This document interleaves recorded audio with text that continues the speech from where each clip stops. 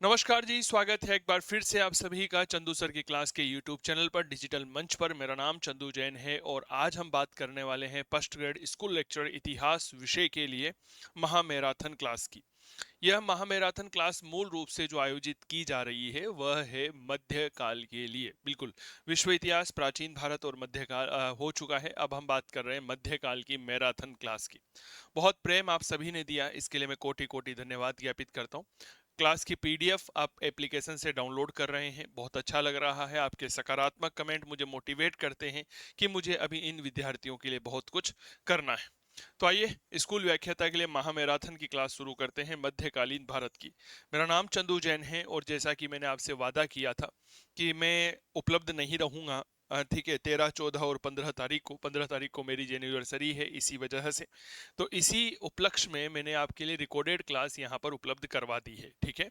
बाकी अगर कोई भी डाउट आपको क्लास में होता है तो आप मुझे व्हाट्सएप कर दीजिएगा। व्हाट्सएप नंबर आपके पास उपलब्ध होने चाहिए, 888020600952। इस नंबर पर आप मुझे व्हाट्सएप कर सकते हैं, ठीक है, जहां पर आपकी हर समस्या का समाधान आपको उपलब्ध करवाया जाएगा, ठीक है। चलिए, पहला प्रश्न आप सभी के लिए ये रहा।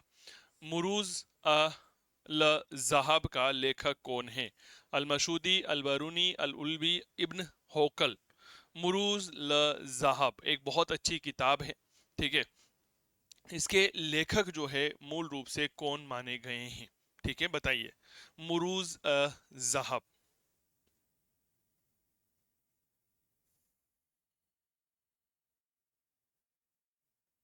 देखो साहब, इसके लेखक हुए हैं अल मसूदी। अल मसूदी ने मूल रूप से मुरूज ल जहाब जो है इसकी रचना की थी, ठीक है। अल मसूदी कौन है? तो याद रखिएगा, यह एक अरबी यानी कि अरब देश के, ठीक है, विद्वान थे और भूगोल वेता थे। तो अल मसूदी कौन है? अरबी विद्वान व भूगोल वेता यह माने जाते हैं, ठीक है। भारत आए थे और भारत जब आए उस समय यहाँ पर गुर्जर प्रतिहार राजवंश का शासन था और गुर्जर प्रतिहार शासक हुआ करता था महिपाल। बताओ भाई, कौन गद्दी पर था इस समय? याद रखना, महिपाल जो है गद्दी पर था। अगर हम इतिहास को थोड़ा सा समझते हैं तो 910 से लेकर के 950 ईस्वी तक महिपाल जो है यह गद्दी पर था। कब से कब तक था? 910 से लेकर के 950 ईस्वी तक यह गद्दी पर बैठता है। इसी के समय अल मसूदी जो है वह गुजरात आया था और इसने, ठीक है, इसके समय हम किसकी बात कर रहे हैं? याद रखना, अल मसूदी की बात कर रहे हैं। और अल मसूदी कहाँ आया था? गुजरात आया था। कहा जाता है अल मसूदी कुल मिलाकर के 915 से लेकर के 916 ईस्वी तक भारत में रहा था, ठीक है। और इसी ने अपनी भारत यात्रा का जो वृतांत है वह लिखा। किस नाम से लिखा था? याद रखिएगा मेरे प्यारे साथियों, मुरूज ल जहाब के नाम से लिखा था। क्लियर हो गई? तो ये अब देखो, हमने पूरा मध्यकाल पढ़ लिया, लेकिन अगर मध्यकाल पढ़ने के बाद में एक सामान्य सा सवाल हल नहीं हो रहा है तो फिर सब बेकार है। क्या ये बात क्लियर हो गई? अल मसूदी ने गुजर प्रतिहारों को अल गुजर कहा और जो राजा था इसे बोरा कहा था। बोरा का मतलब होता है, शाब्दिक अर्थ अगर हम बात करते हैं ना, तो इसका शाब्दिक अर्थ होता है बाधक। क्या ये बात क्लियर हो गई? क्या नाम होता है? याद रखना, बाधक इसका शाब्दिक अर्थ हमें देखने को मिलता है। तो ये चीजें ऐसी है जो आपको परीक्षा में बेहद उपयोगी है।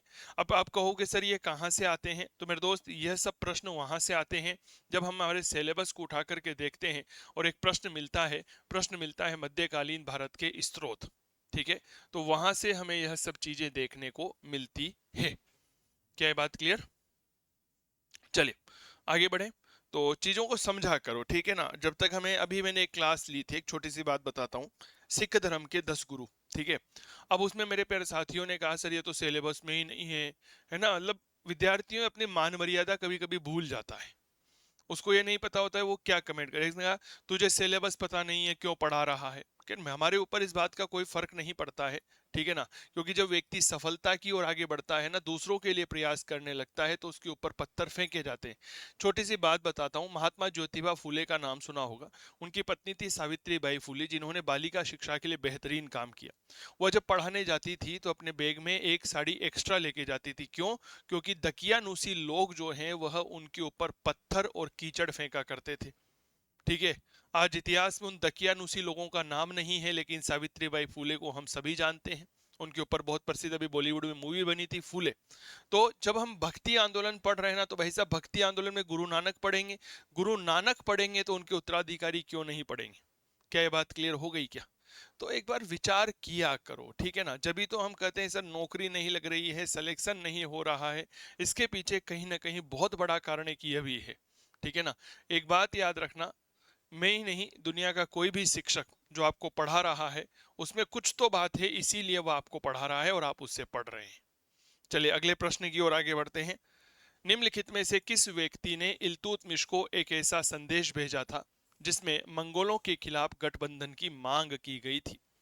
एक ऐसा व्यक्ति जिसने इल्तुतमिश को एक ऐसा संदेश भेजा, ठीक है, जिसमें कहा गया था कि हम मंगोलों के खिलाफ गठबंधन बना लेते हैं। नासिरुद्दीन कुबाचा, जलालुद्दीन मांगबरनी, यलदोच और बख्तियार खिलजी, बताइए।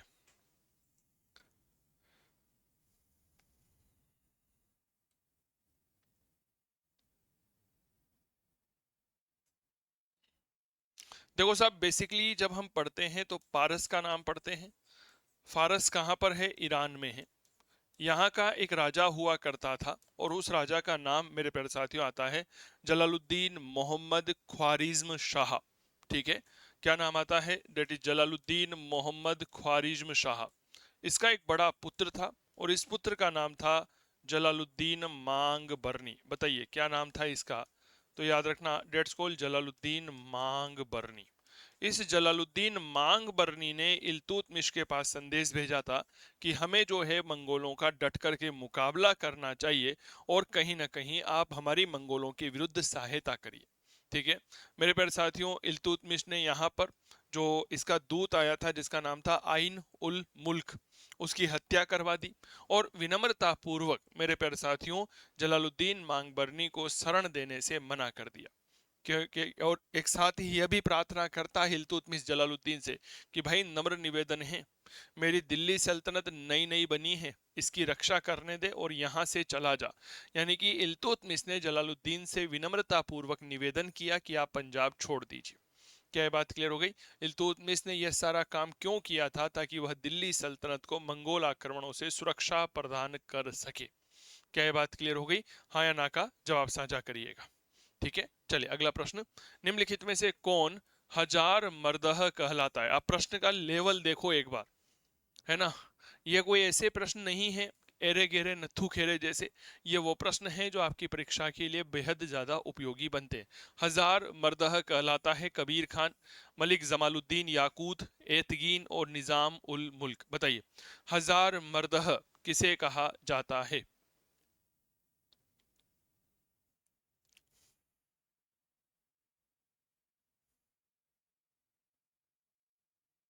देखो, इल्तुतमिश के बाद जो है रजिया सुल्तान महत्वपूर्ण गद्दी पर बैठी, ठीक है। रजिया सुल्तान ने मेरे प्यारे साथियों याद रखिएगा, जो लाहौर था, उस लाहौर का इख्तेदार बनाया था कबीर खान को, ठीक है। कबीर खान नाम याद रखिएगा। और इस कबीर खान को कौन सा पद प्रदान किया था? याद रखिएगा, लाहौर का इख्तेदार, लाहौर का इख्तादार इसे बनाया। अगर मैं सीधी सी बात करता हूं तो यह लाहौर का गवर्नर बना, ठीक है।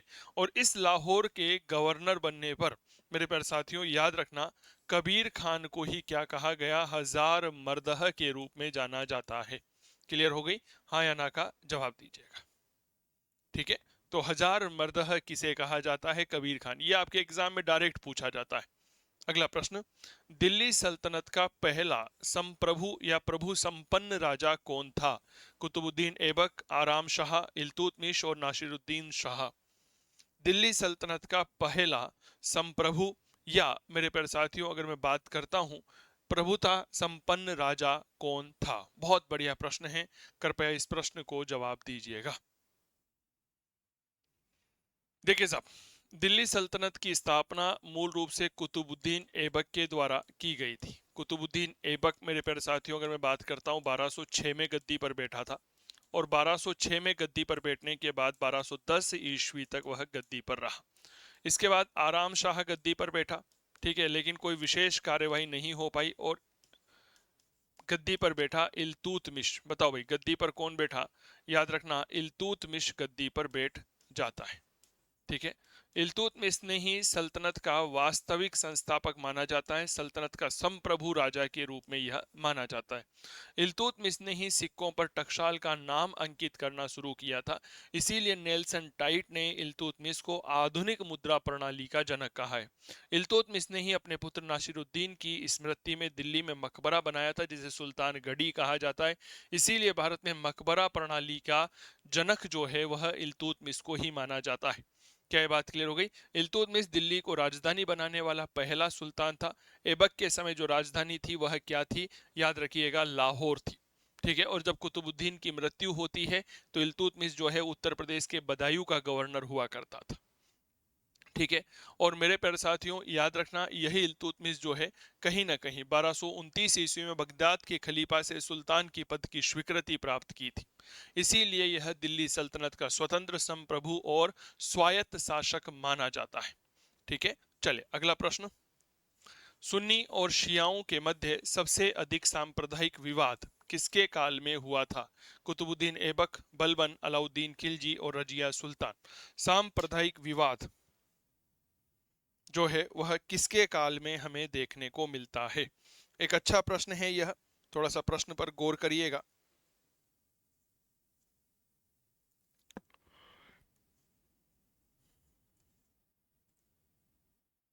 चलिए साहब,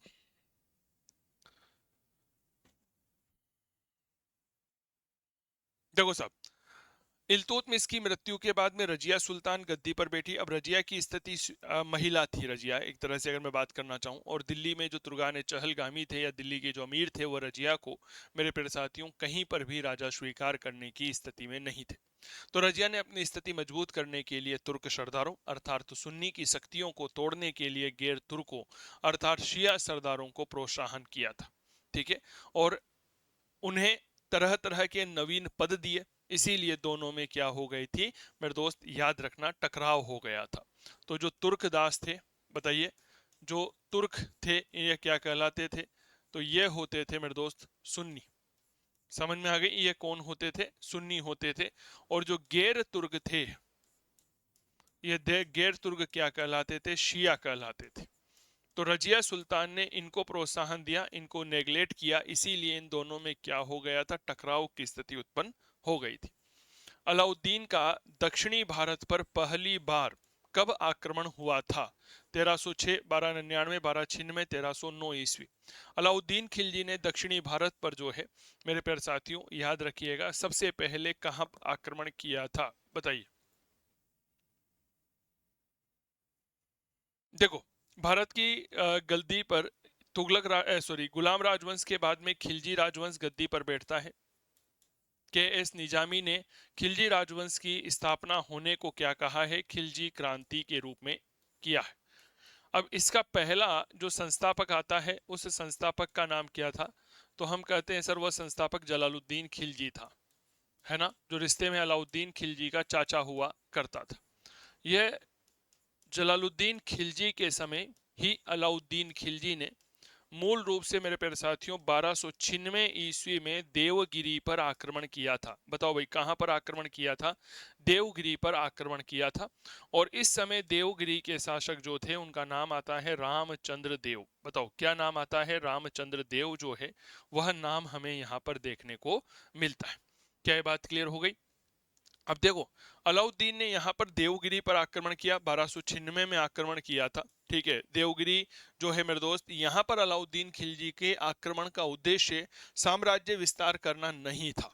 क्या ये बात क्लियर हो गई? क्या बिल्कुल भी साम्राज्य विस्तार करना नहीं था। तो फिर यहाँ पर क्या था? याद रखना अलाउद्दीन खिलजी का उद्देश्य केवल और केवल इस समय धन प्राप्त करना था। ठीक है। अलाउद्दीन खिलजी का उद्देश्य क्या था? धन प्राप्त करना था। अब याद करो, आपको पता होगा मेरे प्यारे साथियों, अक्सर एक प्रश्न पूछा जाता है, आरपीएससी का तो मोस्ट फेवरेट क्वेश्चन रहा है कि बताइए अलाउद्दीन खिलजी की विजयों का सही क्रम जो है वह क्या होगा? तो याद रखना, अगर मैं अलाउद्दीन खिलजी की विजयों की बात करता हूं तो अलाउद्दीन खिलजी ने 1298 ईस्वी में गुजरात पर आक्रमण किया था। क्या ये बात क्लियर हो गई? अलाउद्दीन खिलजी जो है वह 1301 ईस्वी में रणथंबोर पर आक्रमण कर देता है। इसके बाद अलाउद्दीन खिलजी 1303 ईस्वी में जो है चित्तौड़ पर आक्रमण करता है। चित्तौड़ का शासक रतन सिंह हुआ करता था। 1305 ईस्वी में मेरे प्यारे साथियों याद रखना मालवा पर आक्रमण करता है। मालवा का शासक महलक देव था। 1308 ईस्वी में वह सिवाना पर आक्रमण करता है, शीतल देव को पराजित कर देता है। 1311 ईस्वी में याद रखना जालोर पर आक्रमण करता है, कान्हड़ दे चौहान को हरा देता है। और मेरे प्यारे साथियों 1314 ईस्वी में वह कहां पर आक्रमण करता है? जैसलमेर पर आक्रमण करता है। और इस समय यहाँ का राजा जो है वह कौन हुआ करता था? मूल राज हुआ करता था। इनको बहुत अच्छे से याद रखना, ठीक है? तो अलाउद्दीन खिलजी ने कब कहां पर किस तरह से आक्रमण किया था, ये चीजें आपको पता होनी चाहिए। यहां से सवाल पूछे जाते हैं, रट लीजिएगा। मैं हमेशा कहता हूं कि पेपर का एनालिसिस करिए सबसे पहले। यूट्यूब के इतिहास में मैंने सबसे पहले आप सभी प्यारे साथियों के लिए एनालिसिस करवाया हुआ है 2023 से लेकर 2024 तक के पेपर का। आप मेरी प्लेलिस्ट में जाकर के देख सकते, ठीक है ना? लाइव एनालिसिस, रिकॉर्डेड नहीं, लाइव, ताकि प्रश्न कहां से आते हैं उसी हिसाब से मैं ये मैराथन क्लासेस आपके लिए ले रहा हूं, ठीक है? चलिए, मुझे नहीं मालूम क्या कानूनी है क्या गैर कानूनी, मैं राज्य की आवश्यकता के अनुसार कानून बनाता हूं। यह लाइन किसने कही थी? क्या गजब की बात है सर। मुझे यह नहीं मालूम कि क्या कानूनी है और क्या गैर कानूनी है, मैं राज्य की आवश्यकता के अनुसार कानून बनाता हूं। ठीक है, बताइए ये बात किसने कही थी? देखिए, जब हम अलाउद्दीन खिलजी को पढ़ते हैं तो अलाउद्दीन खिलजी दिल्ली सल्तनत का पहला राजा था, बहुत अच्छे से सुनिएगा, जिसने धर्म को राजनीति में हस्तक्षेप नहीं करने दिया। यानी कि अलाउद्दीन खिलजी दिल्ली सल्तनत का पहला राजा जिसने धर्म और राजनीति को पृथक पृथक रखा था। ठीक है, एक बार जब काजी हुआ करता था, काजी मुगिसुद्दीन, ठीक है, अलाउद्दीन खिलजी काजी मुगिसुद्दीन से परिचर्चा कर रहे होते हैं शरीयत के संदर्भ में। तब काजी मुगिसुद्दीन जो धर्म के एक तरह से क्या कहूँ मैं प्रतिनिधि हुआ करते थे, उन्होंने अलाउद्दीन खिलजी से पूछा कि बताइए आप शरीयत के विचार, आप क्या शरीयत के संदर्भ में क्या विचार था? एक तरह से पॉडकास्ट चल रहा था जी। एक तरफ अलाउद्दीन बैठा हुआ था, एक तरफ काजी बैठा हुआ था। तो अलाउद्दीन खिलजी कहता है कि मौलाना मुगीस, न मुझे कुछ ज्ञान है और न मैंने कोई पुस्तक पढ़ी है। भाई सही बात है, मुझे कोई ज्ञान ही नहीं है, मैंने कोई पुस्तक पढ़ी ही नहीं है। मैं अपनी प्रजा को ऐसे आदेश देता हूं जो उनकी और राज्य की भलाई के लिए लाभप्रद होते हैं। मैं यह नहीं जानता कि शरीयत इसकी आज्ञा प्रदान करता है या नहीं जानता। मैं यह भी नहीं जानता कि अंतिम निर्णय के दिन खुदा मेरे साथ क्या व्यवहार करेगा। यानी कि मैं केवल और केवल राज्य की आवश्यकता के अनुसार कानून बनाता हूं, यह बात याद रखना। इसीलिए अलाउद्दीन खिलजी ने एक उपाधि धारण की थी, नाम याद रखना, यामनी उल खिलाफत। बताइए, यामीन उल खिलाफत कौन सी उपाधि धारण की थी? तो उपाधि याद रखिएगा, डेट इज यामीन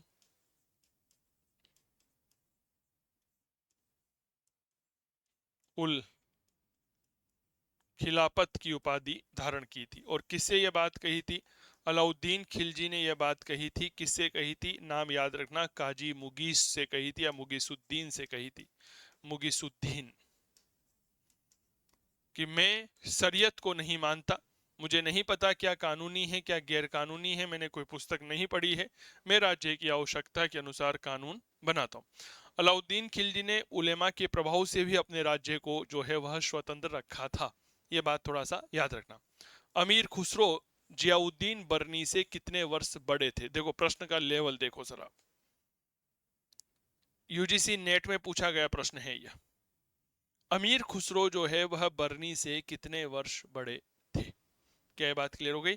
देखिए, जब हम जियाउद्दीन बर्नी की बात करते हैं ना, तो बर्नी का जो जन्म हुआ था यह उत्तर प्रदेश के एटा में हुआ था। क्या ये बात क्लियर हो गई? ठीक है। और मेरे दोस्त लगभग लगभग 1285 के आसपास की बात है।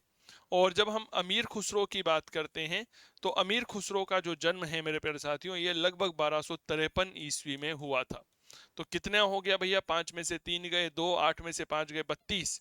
तो दोनों में जो है वह 32 सालों का अंतर था।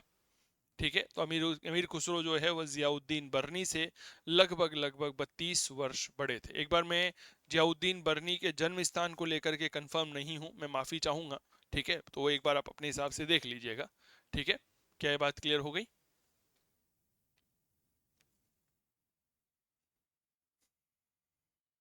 चलिए आगे बढ़े। अगला प्रश्न, किस सुल्तान ने सेना में विरासत का सिद्धांत जो है यह लागू किया था? देखो भाई साहब, क्या गजब का प्रश्न है। विरासत का सिद्धांत, अलाउद्दीन खिलजी, बलबन, मोहम्मद तुगलक, फिरोज तुगलक।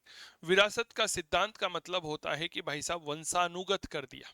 ठीक है, विरासत के सिद्धांत का मतलब क्या होता है कि जो सैन्य पद हैं, बहुत अच्छे से समझिएगा, इन सैन्य पदों को क्या कर दिया, याद रखिएगा जी, वंशानुगत कर दिया था। ठीक है, तो याद रखना, सैन्य पदों को वंशानुगत करने वाला व्यक्ति कौन था? फिरोज तुगलक था। भाई साहब एक बात बताइए, किसी के पिताजी बहुत प्रसिद्ध सेनापति रहे हैं और उनका बेटा भाई साहब बिल्कुल गोलू मोलू है ना, जैसे यहां से वहां 10 मीटर वह चल नहीं सकता है, लेकिन भाई साहब पिताजी सेनापति थे तो फिरोज तुगलक ने नियम बना दिया कि इसके बाद इसका बेटा सेनापति बनेगा। अब इसका बेटा 5 कदम चल नहीं सकता तो वह सेना कहां से संभालेगा? इसीलिए कहा जाता है फिरोज तुगलक के समय सेना जो है उसके पदों को वंशानुगत करने की वजह से सेना की कार्य प्रणाली और कार्य क्षमता प्रभावित हुई थी। इसीलिए फिरोज तुगलक ने प्रशासन में घूसखोरी को प्रोत्साहन देने लगा था। फिरोज तुगलक का शासनकाल मध्यकालीन भारत का सबसे भ्रष्ट शासन माना जाता है। क्या ये बात क्लियर हो गई क्या? यह बात थोड़ा सा याद रखना। अगला प्रश्न, तुगलक साम्राज्य बटा हुआ था 16 मुक्त यानी कि प्रांतों में, 19 में, 23 में और 27 में। तुगलक साम्राज्य में कुल मिलाकर के कितने प्रांत सम्मिलित थे? बताओ। जब हम तुगलक साम्राज्य की बात करते हैं, 3 महत्वपूर्ण शासक पड़ते हैं, गयासुद्दीन तुगलक अलगाजी, मोहम्मद बिन तुगलक जिसे जोना खान भी कहते हैं, और फिरोज तुगलक। ठीक है, सबसे पहले मोहम्मद बिन तुगलक की बात करते हैं तो सल्तनत में जितने भी राजा हुए हैं, उन सल्तनत के सभी राजाओं में सर्वाधिक साम्राज्य मोहम्मद बिन तुगलक का ही माना जाता है। दिल्ली सल्तनत में 5 राजवंश हुए, गुलाम खिलजी, तुगलक, सैयद और लोदी। पांचों में सबसे ज्यादा टाइम पीरियड जो है वह तुगलक राजवंश का ही माना जाता है। तुगलक राजवंश के साम्राज्य में अगर मैं भारत के नक्शे को यहाँ पर देखता हूँ, बहुत अच्छे से चीजों को समझिएगा। पाकिस्तान को मैं छोड़ रहा हूँ, अभी एक साथ ले लेंगे। अब उसको क्या लेना है, वो तो अपने आप ही आने वाला है, गरीबी में जीने वाला व्यक्ति। ठीक है, ये पाकिस्तान आ गया। ठीक है, मान लीजिए। ठीक है, थोड़ा सही नहीं बना है, वैसे इसकी स्थिति खुद की सही नहीं है बेचारे की, है ना। ये पाकिस्तान आ गया, ये अफगानिस्तान वाला क्षेत्र आ गया, ये नेपाल वाला भूभाग आ गया। ठीक है, तो इनके राज्य में एक तो जम्मू कश्मीर नहीं था। ठीक है, और ये कि जो बलूचिस्तान वाला क्षेत्र आता है ना, ये यहाँ पर नहीं था। मुझे नहीं पता कि बलूचिस्तान कहाँ पर होता है, कहाँ कहीं भी हो सकता है, यहीं पे मान लो। तो दो जो है इनके नहीं थे, एक तो बलूचिस्तान नहीं था। क्या ये बात क्लियर हो गई? और मेरे प्यारे साथियों याद रखना, एक इनके पास कश्मीर नहीं था। बाकी पूरा भारत जो है वह इनके पास था। इसीलिए इन्होंने तुगलक साम्राज्य को 23 प्रांतों में बांटा था। कितने प्रांतों में बांटा था? 23 प्रांतों में बांटा था। तो याद रखना, वर्तमान कश्मीर और आधुनिक बलूचिस्तान को छोड़ करके सारा हिंदुस्तान सम्मिलित था। ठीक है, ये बात याद रखना।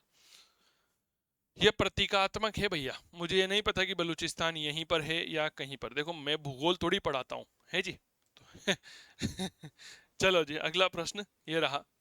दीवान ए अमीर कोही नामक विभाग जो कृषि से संबंधित था, स्थापित किया गया फिरोज शाह तुगलक ने, बलबन ने, अलाउद्दीन खिलजी, मोहम्मद बिन तुगलक। दीवान ए अमीर कोही किसने स्थापित किया था? बताओ। दीवान ए अमीर कोही,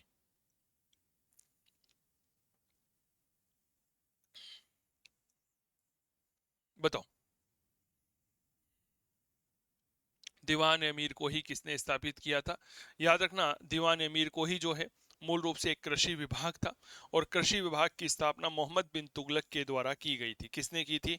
याद रखना, मोहम्मद बिन तुगलक ने इसकी स्थापना की थी। क्लियर हो गई बात? चीजों को अपने आप याद रखने की आदत डालिए।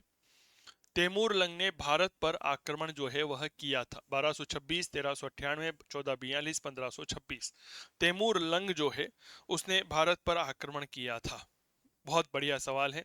तैमूर की राजधानी समरकंद हुआ करती थी, वहां पर से यह भारत आक्रमण के लिए रवाना होता है। इस समय दिल्ली का शासक नासिरुद्दीन महमूद तुगलक हुआ करता था। इस समय दिल्ली का शासक कौन था? याद रखना, नासिरुद्दीन महमूद तुगलक था।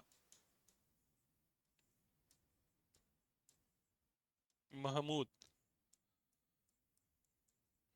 तुगलक था और यह घटना 1398 ईस्वी की है। तैमूर लंग की जो राजधानी हुआ करती थी, बताओ वो राजधानी क्या है? तो याद रखना, तैमूर लंग की राजधानी हुआ करती थी समरकंद। बताइए, क्या ये बात क्लियर? राजधानी क्या हुआ करती थी? तो मेरे दोस्त, समरकंद इसकी राजधानी हुआ करती थी। मार्च अप्रैल का महीना था, हल्की सर्दी शुरुआत, हल्की गर्मी की शुरुआत हो चुकी थी। 1398 में तैमूर लंग जो है मार्च अप्रैल के महीने में समरकंद से रवाना हुआ। दिल्ली आते आते आते दिसंबर का महीना आ गया और यहाँ पर सर्दी पड़ने लग गई थी। लगभग 11 दिसंबर 1398 को यह दिल्ली पहुंचा। ठीक है मेरे दोस्त, 11 दिसंबर 1398 में दिल्ली पहुंचा। इस समय दिल्ली की गद्दी पर एक बेहद ही कमजोर शासक नासिरुद्दीन महमूद तुगलक बैठा हुआ था। 5-6 दिन इसने अपनी तैयारी की, दिल्ली में डेरा वेरा डाला, जिसमें 18 दिसंबर आ गई। 18 दिसंबर को तैमूर और दिल्ली की राजशाही सेना के मध्य में भयंकर युद्ध होता है, जिसमें नासिरुद्दीन की सेना हार जाती है। युद्ध कब हुआ था? युद्ध हुआ था मेरे दोस्त 18 दिसंबर सन 1398 ईस्वी को। भयंकर युद्ध हुआ, नासिरुद्दीन महमूद तुगलक की सेना हार गई। इस तुगलक का सेनापति मल्लू इकबाल हुआ करता था। तैमूरलंग इस विजय के बाद लगभग 15 दिन दिल्ली में ही रहा। क्या ये बात क्लियर हो गई? और 1 जनवरी, नया साल 1 जनवरी 1399 को वह दिल्ली से रवाना हुआ। दिल्ली से रवाना हुआ, फिरोजाबाद पहुंचा। फिरोजाबाद से मेरठ, मेरठ से वह हरिद्वार, और हरिद्वार से वह सीधा निकल गया जम्मू कश्मीर के लिए। ठीक है, लगभग 1339 ईस्वी में उसने जो है अपने सिंधु नदी को पार किया, और पार कर करके मेरे प्यारे साथियों वापस समरकंद चला गया। तो अगर मैं तैमूर लंग के आक्रमण के बारे में आप सभी को बताना चाहूं तो देखिएगा, यह है तैमूर।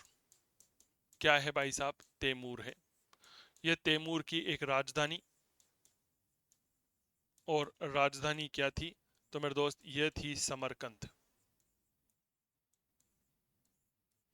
यहां से रवाना हुआ वह मार्च अप्रैल का महीना था, सन 1398 हुआ करता था। कहां के लिए रवाना हुआ? दिल्ली आक्रमण के लिए। दिल्ली पर आक्रमण के लिए तैमूरलंग क्या हो गया? रवाना हो गया। ठीक है, चलिए, दिल्ली पर आक्रमण करने के लिए रवाना हुआ। दिल्ली पहुंचा, लगभग लगभग 11 तारीख की बात है वह, 11 दिसंबर सन 1398 ईस्वी, दिल्ली पहुंचा। क्लियर? इस समय दिल्ली का शासक कौन था? नासिरुद्दीन महमूद तुगलक।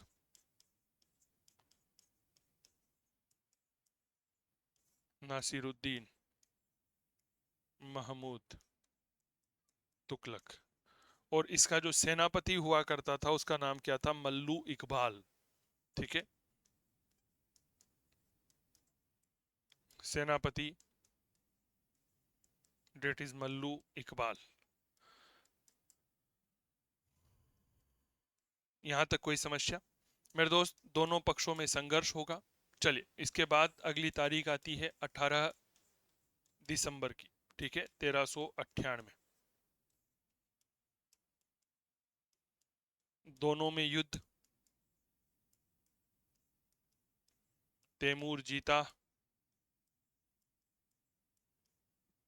तैमूर क्या हो गया? विजय हो गया। लगभग लगभग 15 दिन दिल्ली में रहा।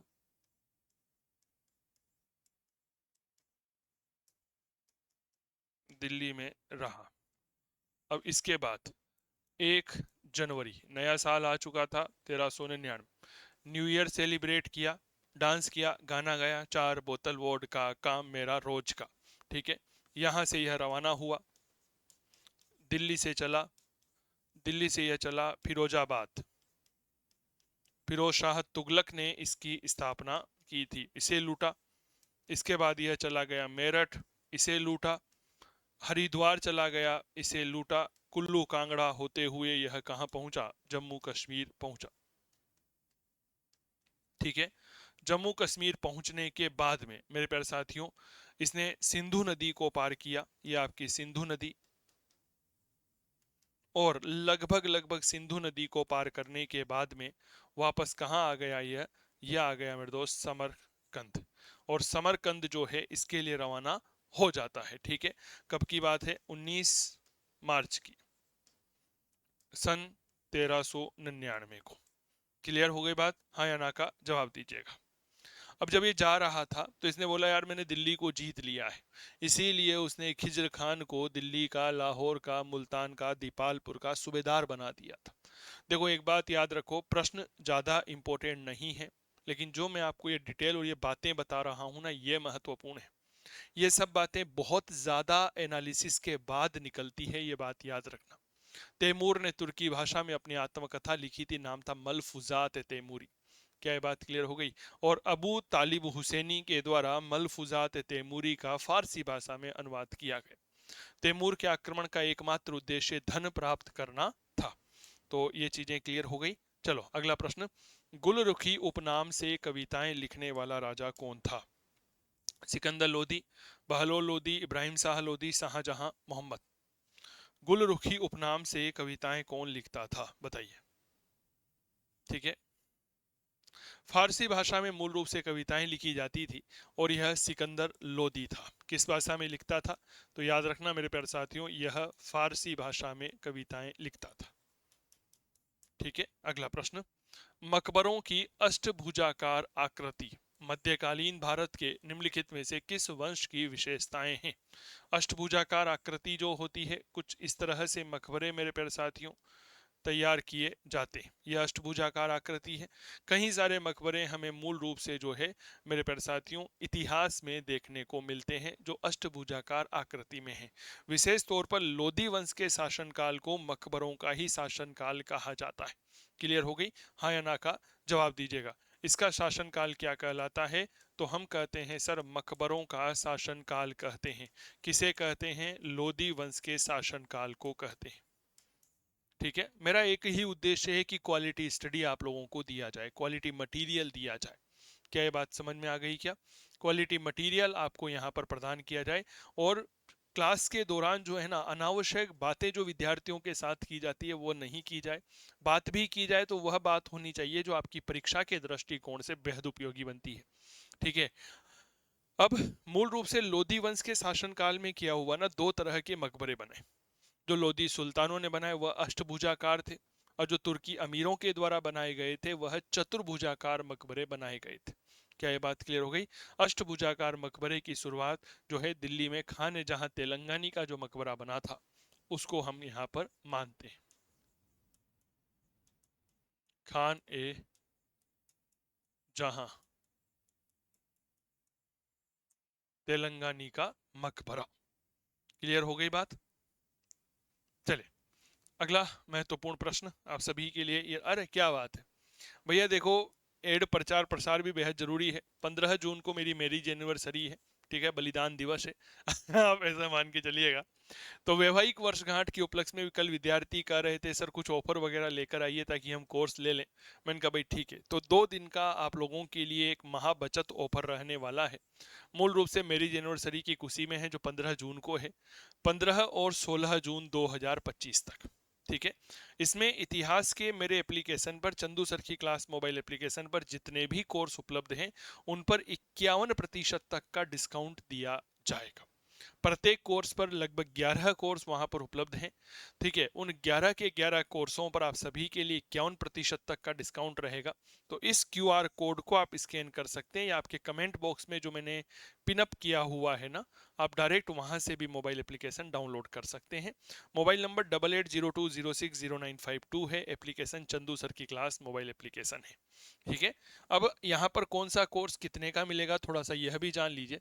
मैरिज एनिवर्सरी के उपलक्ष्य में यह सारा सारा ऑफर आप सभी के लिए मैं लेकर के आया हूँ। महाबचत ऑफर है, 2 दिन रहेगा, 15 और 16 जून। काफी डिमांड आ रही थी कि सर एक बार ऑफर लेकर आइए, तो ठीक है भैया।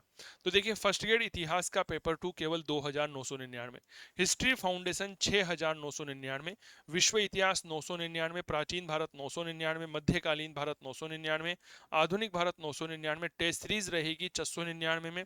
अगर पीडीएफ में नोट्स लेते हैं तो 1199, हार्ड कॉपी में नोट्स लेते हैं तो 2399, second grade SST 999, UP TGT 1499 रुपए में रहने वाला है। ठीक है, तो ये महाबचत ऑफर रहेगा, याद रखिएगा, मैरिज एनिवर्सरी की खुशी में रहेगा। कब रहेगा तो मेरे प्यारे साथियों 15 और 16 तारीख को रहने वाला है। ठीक है, तो ध्यान रखिएगा। अगली महत्वपूर्ण बात ये रही, और अगला महत्वपूर्ण प्रश्न आप सभी के लिए, बहुत अच्छे से समझिएगा। अलाउद्दीन खिलजी के मूल्य नियंत्रण संबंधी उपायों की देखभाल के लिए निम्नलिखित में से कौन से पदाधिकारियों की नियुक्ति की गई? शहनाई मंडी, बरीद मुहंसी, सराय अदल। सही उत्तर होगा, अलाउद्दीन खिलजी ने मार्केट कंट्रोल पॉलिसी लागू की थी, पता होगा आप लोगों को। उसने कौन कौन से अधिकारियों की नियुक्ति यहां पर की थी, बताओ।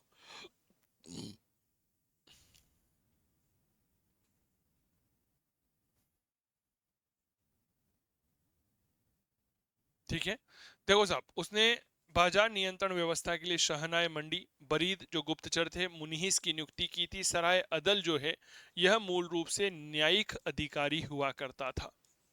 ये क्या हुआ करता था, तो ये बात याद रखिएगा, यह एक न्यायिक अधिकारी हुआ करता था, इसीलिए हम इसका योगदान यहाँ पर नहीं मानते। तो ए और बी जो है वह आपके बिल्कुल सही रहेगा। अभी 2024 18 तारीख की बात है ना, 18 नवंबर की शायद, तो संस्कृत डिपार्टमेंट का पेपर हुआ था, उसमें एजीटी सवाल आया था, और यही सवाल केवीएस के एग्जाम में भी आया हुआ है। अगला प्रश्न, फिरोज शाह तुगलक ने अपने कारखानों को निम्नलिखित में से किन वर्गों में विभाजित किया था? रातीबी और गैर रातीबी, वर्तराज, कुमाश, योमिना व शालान। केवल ए बी, बी सी और ए और सी। फिरोज शाह तुगलक जो है, इसने अपने कारखानों को कितने भागों में बांटा था? या मूल रूप से अगर मैं बात करता हूं तो मेरे प्यारे साथियों, कौन से कारखाने थे?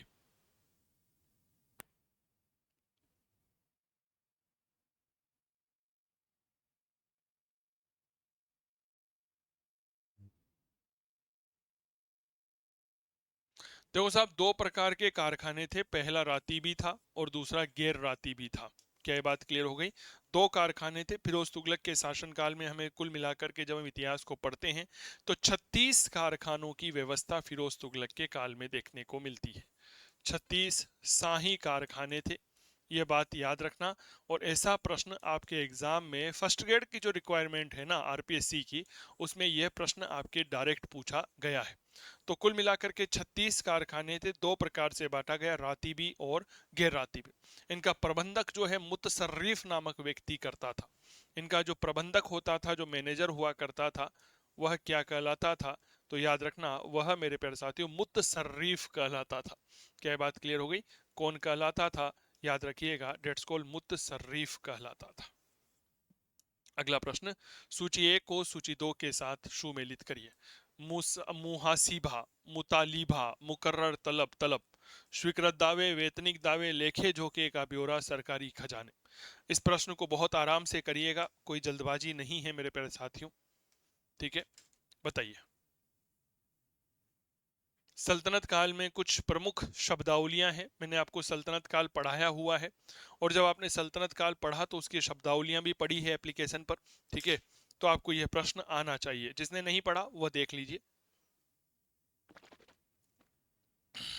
चलिए जी, देखिए साहब, मूल रूप से राजस्व की यह शब्दावलियां हैं, जैसे मुसाहिबा या मुहासिबा, यह लेखे जोखे का ब्यौरा होता है।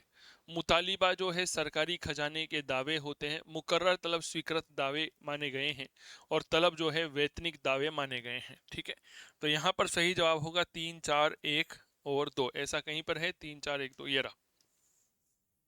ठीक है, तो बताइए, मुहासिबा क्या होते हैं? लेखे जोखे का ब्यौरा। मुतालिबा क्या होता है? सरकारी खजाने के दावे। मुकर्रर तलब स्वीकृत दावे, तलब वेतनिक दावे। इस क्लास की पीडीएफ आपको चंदू सर की क्लास मोबाइल एप्लीकेशन पर मिल जाएगी। अगला प्रश्न, मदरसाए नासिरी का जो निर्माण है यह किसके शासनकाल में हुआ? कुतुबुद्दीन ऐबक, अल्तमाश, मोहम्मद बिन तुगलक, फिरोज तुगलक। मदरसाए नासिरी जो है इसका निर्माण मेरे प्यारे साथियों किसके शासनकाल में हुआ था? बहुत बढ़िया प्रश्न है। ठीक है, मदरसाए नासिरी। ठीक है, देखो इल्तुतमिश की बात करते हैं तो इल्तुतमिश का ही एक नाम होता है अल्तमाश। क्या आपने कभी पढ़ा है? सच बताइएगा, झूठ मत बताइएगा। इल्तुतमिश ने दिल्ली में दो जो है मदरसे बनाए थे। पहला मदरसा बनाया था अपने पुत्र नासिरुद्दीन के नाम पर, याद रखना, दैट इज मदरसा है नासिरुद्दीन मोहम्मद की स्मृति में, मदरसा है नासिरी। क्या ये बात क्लियर हो गई? दूसरा मोहम्मद गोरी के नाम पर बनाया था, मदरसा है मुइज्जी। दूसरा मदरसा कौन सा था? तो याद रखना यह बनाया था मदरसा ए मुइज्जी। मदरसा ए मुइज्जी कहां पर बनाया गया था? दिल्ली में बनाया गया था। ठीक है, मदरसा ए मुइज्जी दिल्ली में, और मदरसा ए नासिरी याद रखना मेरे प्यारे साथियों कहीं ना कहीं दिल्ली में बनाया गया था। किसने बनाया? इल्तुतमिश। अच्छा, एक बात याद रखना, बलबन। बलबन जो है नासिरुद्दीन महमूद जो शासक हुआ है, ठीक है, जिसे शाही दरवेश कहा जाता था, जो मूल रूप से कुरान की प्रतियां लिख करके बेचा करता था, उस नासिरुद्दीन मोहम्मद के समय में एक मदरसा बनवाता है और उसका नाम था मदरसा नासिरिया। क्या ये बात आपको पता है? ठीक है, तो बलबन ने कौन सा बनाया था? याद रखना, डेट इज मदरसा ए नासिरिया। मदरसा ए नासिरिया किसने बनाया? बलबन ने बनाया था। फिरोज तुगलक ने मदरसा ए फिरोज शाही बनाया था। फिरोज तुगलक ने क्या बनाया? तो याद रखना, डेट इज मदरसा ए फिरोजिया या फिरोज शाही, फिरोजिया या फिरोज शाही। तो ये कुछ मदरसे हैं। एक बात मैं आपको बता दूं, फर्स्ट ग्रेड के एग्जाम में या पीजीटी एग्जाम में एक प्रश्न तो आप ये कंफर्म मान के चलिएगा कि मदरसों से और शिक्षा व्यवस्था से आता ही है। क्या ये बात क्लियर हो गई? और इन चीज़ों को थोड़ा सा पढ़ो। तो याद रखना, कहीं पर अगर आपको मिल जाता है तो एक चार्ट वगैरह बना लीजिएगा, काफ़ी महत्वपूर्ण हो जाता है। फिरोज तुगलक ने मदरसा फिरोज शाही बनाया था, और उसके प्रधान थे या इसके प्रधानाचार्य थे मौलाना जलालुद्दीन रूमी, इसके प्रधानाचार्य बने थे। क्लियर? अगला प्रश्न। प्रश्न कैसे लग रहे हैं, सही सही बताओ। हाँ, एक तो आप लोग कमेंट करके मुझे यह नहीं बताते हो कि प्रश्न कैसे लग रहे हैं। आप लोगों के लिए इतना अच्छा प्रयास किया जा रहा है, मेरा पूरा उद्देश्य रहता है कि मैं आपके लिए सब कुछ करूं। क्लियर? तो आनंद के साथ पढ़िए अगला प्रश्न। निम्नलिखित लेखकों में से किसे हुमायूं ने अमीर ए अखबार की उपाधि जो है वह प्रदान की थी? किसे अमीर ए अखबार कहा? मिर्जा हैदर, हसन निजामी, ख्वांदा मीर और रुस्तम अली। अमीर ए अखबार।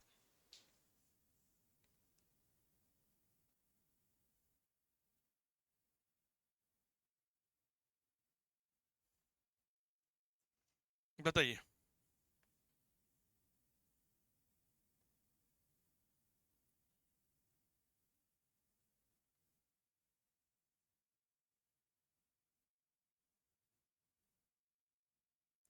अमीर ए अखबार। सर याद रखना, अमीर ए अखबार जो है मूल रूप से हुमायूं के द्वारा ख्वांदा मीर को प्रदान की गई एक उपाधि थी। किसे दी थी? ख्वांदा मीर थी। ख्वांदा मीर ने ही हुमायूं नामा अथवा कानून ए हुमायूनी की रचना की थी। इसने कौन सा ग्रंथ लिखा था?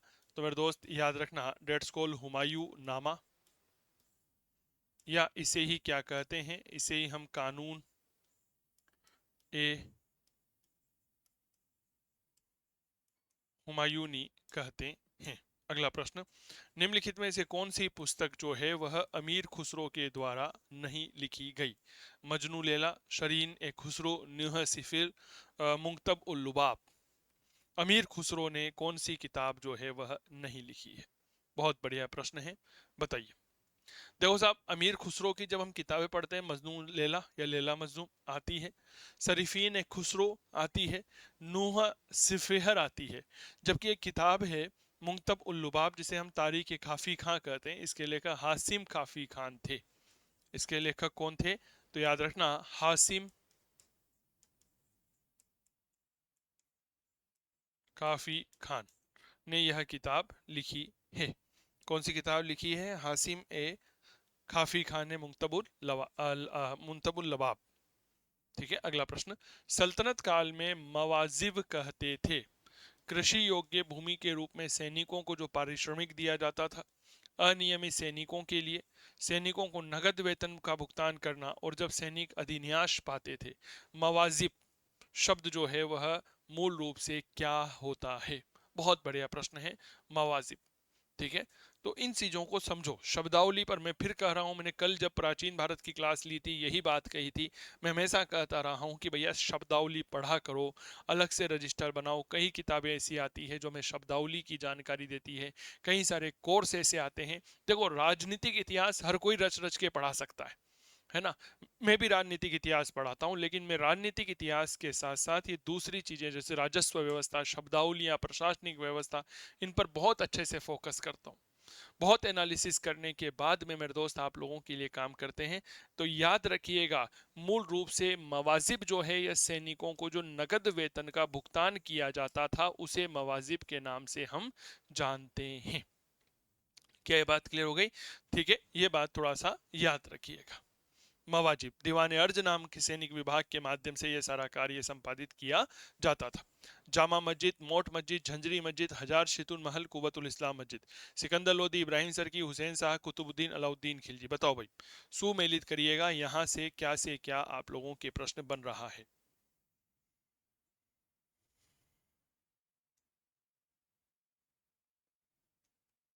ठीक है, देखो साहब, जामा मस्जिद हुसैन शाह सरकी ने इसका निर्माण करवाया था। ठीक है, हुसैन शाह सरकी ने इसका निर्माण करवाया। मोट की मस्जिद सिकंदर लोदी ने बनवाई थी, पता है इसी। झंझरी मस्जिद इब्राहिम सरकी ने। हजार सितुन का जो महल है ये अलाउद्दीन खिलजी ने दिल्ली में बनवाया था। ठीक है, और कोलत इस्लाम मस्जिद कुतुबुद्दीन ऐबक। अब देखो, ये बड़े प्रश्न देख करके सामान्य तौर पर हम घबरा जाते हैं कि यार ये क्या हो गया, कैसे हो गया, लेकिन घबराने की आवश्यकता नहीं है। आप समझिए, मान लीजिए आपको कुछ नहीं आता, तो ये तो आता होगा ना कि कुवतुल इस्लाम मस्जिद कुतुबुद्दीन ऐबक ने बनाई थी। तो ई में चार कहां पर है आप तो ये देख लो, जिसमें आपका सवाल हो जाए। यहाँ नहीं है, यहाँ भी नहीं है, यहाँ भी नहीं, ये रहा, ये लो साहब। हुआ नहीं हुआ, ये तरीका है ना। ये क्या है? एक तरीका है प्रश्न को हल करने का। लेकिन बेसिकली हम प्रयास ही नहीं करते हैं और हम इतने बड़े प्रश्न को देख करके हार मान जाते हैं। हारना नहीं है मेरे वीरों। कौन कहता है आसमां में सुराख नहीं हो सकता, एक पत्थर तो तबीयत से उछालो। ठीक है, अगला प्रश्न। निम्नलिखित में से किस दक्षिण मुस्लिम राज्य के अमीरों ने प्रथम बार मराठों को छापा मार युद्ध पद्धति के लिए प्रशिक्षित किया था? बहुत बढ़िया प्रश्न है। इस प्रश्न का ही एक दूसरा प्रारूप यह होता है कि मराठों को छापा मार युद्ध पद्धति सिखाया किसने था या किसने सिखाई थी? कालांतर में यही छापा मार युद्ध पद्धति मराठाओं की सफलता का कारण बनती है। क्या यह बात क्लियर हो गई? और यह एक व्यक्ति था, नाम था अहमदनगर का मलिक अंबर। उस अहमदनगर के मलिक अंबर ने मराठाओं को मूल रूप से, याद रखिएगा, छापा मार युद्ध पद्धति में प्रशिक्षित किया था। क्या यह बात क्लियर हो गई क्या? ठीक है, अगला प्रश्न। कश्मीरी कवि कलहण ने राजतरंगिणी ग्रंथ को किसके शासनकाल में पूरा किया था? कल ही मैंने बताया था, श्री हर्ष, ललिता द्वितीय मुक्तापीड़, जय सिंह, अवंती वर्मन। कल ही मैंने इस प्रश्न पर बहुत अच्छे से परिचर्चा आप सभी के बीच में की थी कि कलहण जिसने कश्मीर का इतिहास लिखा है राजतरंगिणी के रूप में, और इसका शाब्दिक अर्थ होता है राजाओं की नदी, और रिवर ऑफ किंग्स या राजाओं की सरिता, लोहार वंश के शासक थे जय सिंह जी। ठीक है, इनके समय में यह पूरा किया गया था, इनके समय में लिखा गया था। सुमेलित करिए राज्य और राजवंश। खानदेश, बरार, बीजापुर, गोलकुंडा और बिहार। इमाद शाही, फारूकी, आदिल शाही, कुतुब शाही, बरीज शाही। बताओ।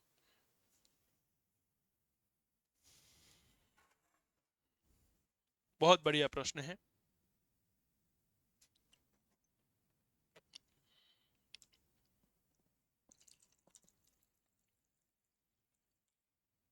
इसी तरह कल आपको आधुनिक भारत की क्लास मिल जाएगी, और 15 तारीख यानी कि 15 जून को आपको राजस्थान इतिहास और कला संस्कृति की क्लास मिल जाएगी सुबह 11 बजे, रिकॉर्डेड रहेगी, क्योंकि मैं 3 दिन हूं नहीं अवेलेबल।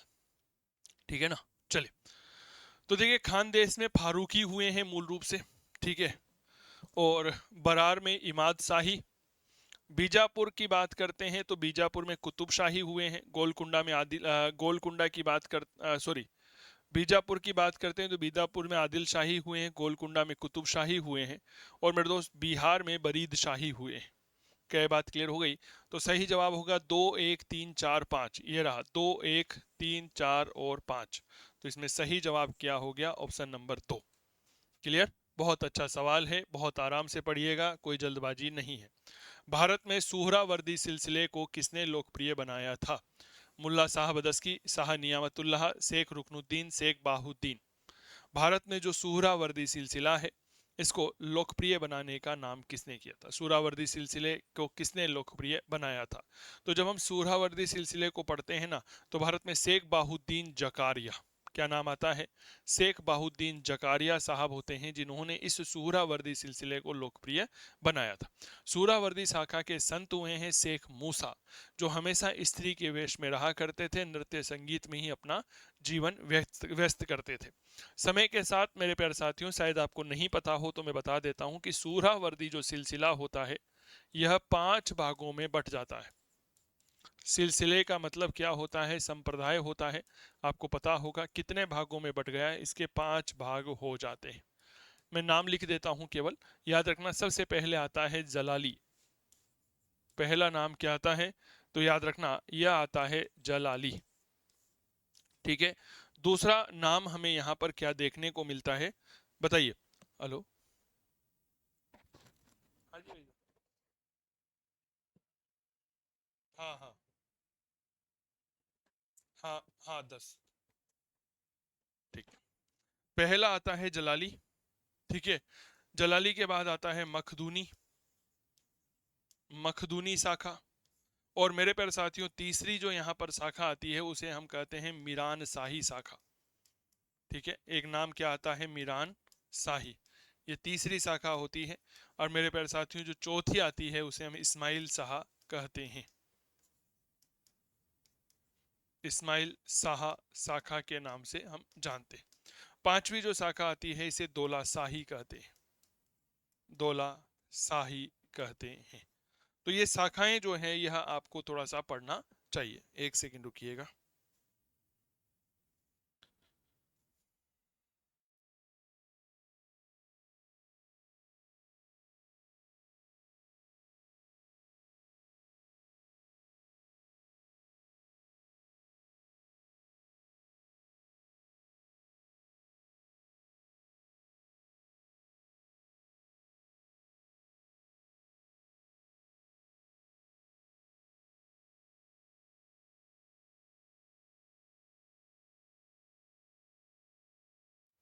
चलिए। तो मेरे प्यारे साथियों, यहाँ पर हम क्या बात कर रहे हैं? सूरावर्दी सिलसिले की बात कर रहे हैं। और सूरावर्दी सिलसिले में मूल रूप से इसको लोकप्रिय बनाने वाले शेख बाहुद्दीन जकारिया थे। 5 भाग हुए: जलाली, मखदूनी, मीरान शाह, इस्माइल शाह और दौला शाह। इनके पांचों के अपने संस्थापक है, जैसे शेख जलालुद्दीन शाह मीर जो है वह जलाली शाखा के हुए हैं। मीर सैयद जलालुद्दीन मखदून जो है मखदूनी शाखा के हुए हैं। मीर सैयद मोहम्मद शाह जो है वह मीरान शाखा है। इस्माइल की बात करता हूं तो हाजिब मोहम्मद इस्माइल शाह जो है वह इस्माइल के हुए हैं। दौला शाह के संस्थापक सैयद मोहम्मद दौला शाह हुए हैं। यानी कि इनके जो संस्थापक हैं उन्हीं के नाम पर इनका नामकरण हुआ है। कौन प्रसिद्ध सूफी संत जो हैं वह अवध में पैदा हुए थे? एक ऐसे बेहद प्रसिद्ध सूफी संत मेरे प्यारे साथियों, जो कहीं ना कहीं अवध में पैदा हुए थे। बताइए। अवध में पैदा होने वाले सूफी संत कौन हैं? एक अच्छा प्रश्न है। याद रखना, अवध में पैदा होने वाले सूफी संत का नाम आता है नासिरुद्दीन महमूद चिराग ए दहलवी। दहलवी मूल रूप से आप और हम मिलकर के कहते हैं।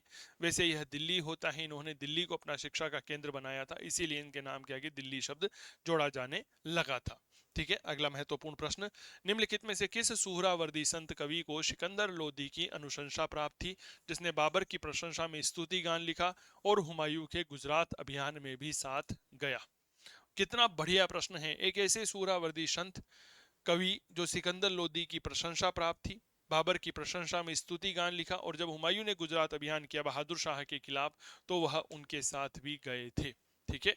चलिए, शेख सरफुद्दीन है, शेख जमाली है, शेख गदाई है, शेख अब्दुल हय्या है। अब देखो भाई साहब, इस तरह के प्रश्न जब आते हैं ना तो दिमाग जो है वह चौक हो जाता है। क्या मैं ठीक कर रहा हूं क्या?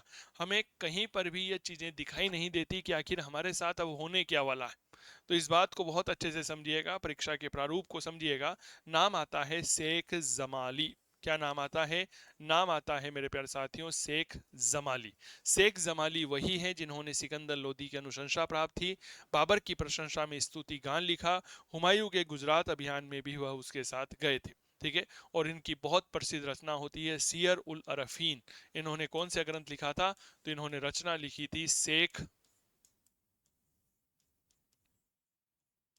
उल अरीफीन। शेख उल अरीफीन जो है यह इनकी बेहद ही प्रसिद्ध रचना मानी गई है। क्या ये बात क्लियर हो गई? मेरे प्यारे साथियों, एक बात याद रखिएगा, यह जो क्लास है इस क्लास की पीडीएफ आपको चंदू सर की क्लास मोबाइल एप्लीकेशन पर मिल जाएगी। कहां पर मिलेगी? चंदू सर की क्लास मोबाइल एप्लीकेशन पर मिलेगी। आप गूगल प्ले स्टोर से इसे डाउनलोड कर सकते हैं। ठीक है, इसका लिंक मैंने डिस्क्रिप्शन में दिया हुआ है। क्या बात है, ये देखो पीडीएफ की पूछते हो ना भैया, तो इस क्लास की पीडीएफ आपको चंदू सर की क्लास मोबाइल एप्लीकेशन पर मिलेगी। इस तरह का आपको एप्लीकेशन दिखेगा, इसे इंस्टॉल कर लीजिएगा। इंस्टॉल करने के बाद में आप इस क्लास का आनंद ले सकते हैं। ठीक है, बड़ी बेहतरीन क्लास आप सभी के लिए होने वाली है, तो जरूर जुड़िए मेरे प्यारे साथियों। बहुत अच्छा और आप सभी के लिए किया गया एक छोटा सा प्रयास है। यहीं पर इतिहास के कई सारे अद्भुत और शानदार जो कोर्स हैं वह भी आपके लिए उपलब्ध रहेंगे। अगला प्रश्न, अकबर का चिश्ती संतों के प्रति गहरा सम्मान था। वह अजमेर में शेख मोइनुद्दीन चिश्ती की दरगाह पर हर वर्ष यात्रा पर जाता था। निम्न में से किस वर्ष में उसने प्रतिवर्ष अजमेर दरगाह की तीर्थ यात्रा पर पैदल जाना बंद कर दिया? 1577, 1578, 1579, 1580। यानी कि अकबर ने अपनी पहली तीर्थ यात्रा 1562 में की थी। ठीक है, कब की थी? 1562 में की थी।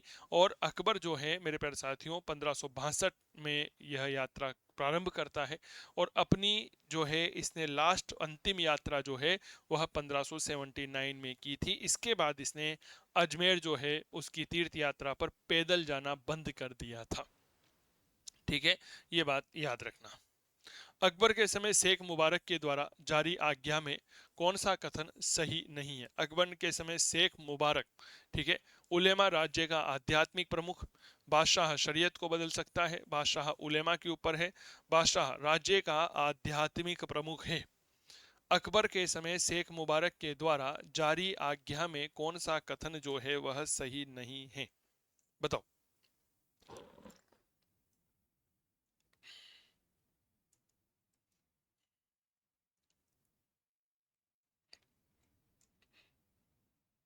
कौन सा कथन जो है वह सही नहीं है?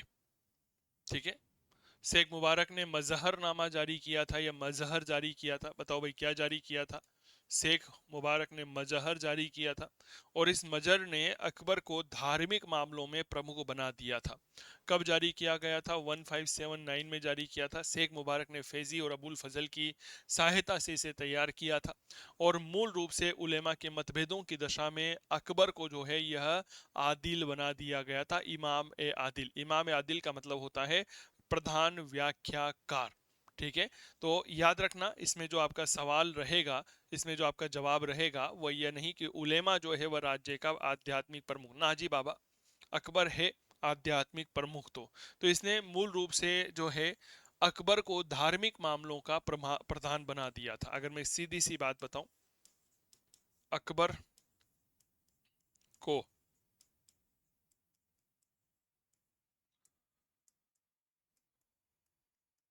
धार्मिक मामलों का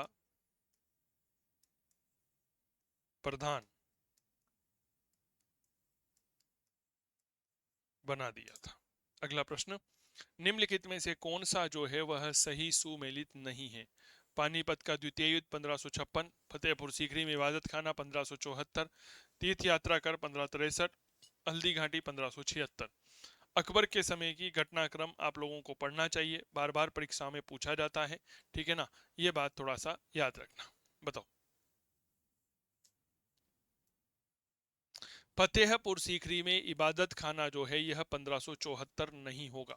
ठीक है, इबादत खाने की स्थापना 1574 नहीं है। अगला प्रश्न, निम्नलिखित में से किस विद्वान ने अकबर के काल में मदरसे में पढ़ाने वाले पाठ्यक्रम को संशोधित किया था? आप एक बार सवाल का लेवल देखो। मैंने वो नहीं पूछा है अकबर ने कब कहां आक्रमण किया, कितना आक्रमण किया, कौन मारा, कितने मरे, ना, नथिंग। आप एक बार प्रश्न के लेवल को समझिए, बड़ा अंदाज आएगा आप सभी को। यहां से सवाल पूछा जाता है, ठीक है। तो बताओ, अकबर के समय मदरसे में जो पाठ्यक्रम पढ़ाया जाता था उसमें संशोधन किया, ठीक है। और अब पाठ्यक्रम में कहीं ना कहीं वैज्ञानिक और खगोल शास्त्र को भी यहां पर ऐड किया गया था। अबुल फजल, फतुल्ला सिराजी, शेख फैजी और शेख बाबा। शेख बाबा, बताओ।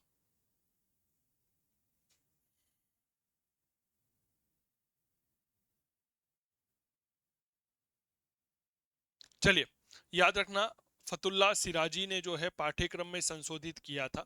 और अब जो है इस पाठ्यक्रम में बौद्धिक विज्ञान को शामिल किया गया।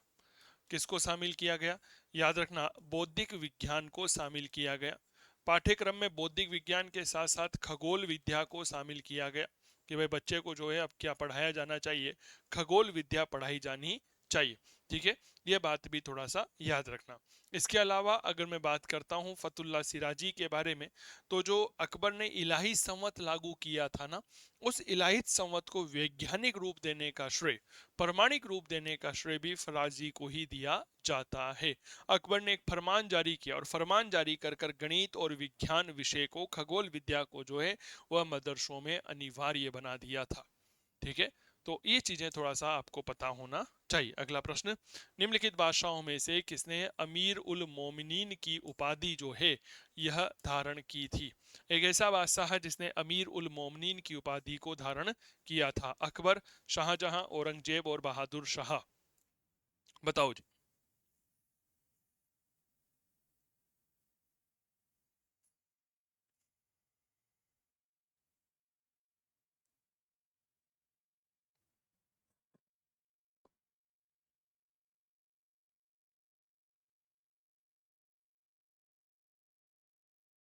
यहाँ पर एक प्रश्न है, अमीर उल मोमिनीन जो है मेरे दोस्त, इसकी उपाधि को किसने धारण किया था?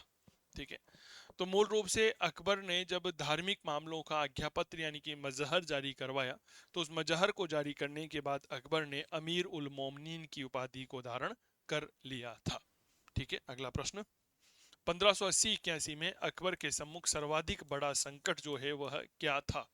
संतुष्ट अमीरों और अधिकारियों द्वारा अकबर के सौतेले भाई मिर्जा हाकिम को अपना शासक घोषित किया, सलीम का विद्रोह, पश्चिमोत्तर सीमा पर यूसुफजई जनजातियों का विद्रोह, हल्दी घाटी के युद्ध में राणा प्रताप का बच निकलना।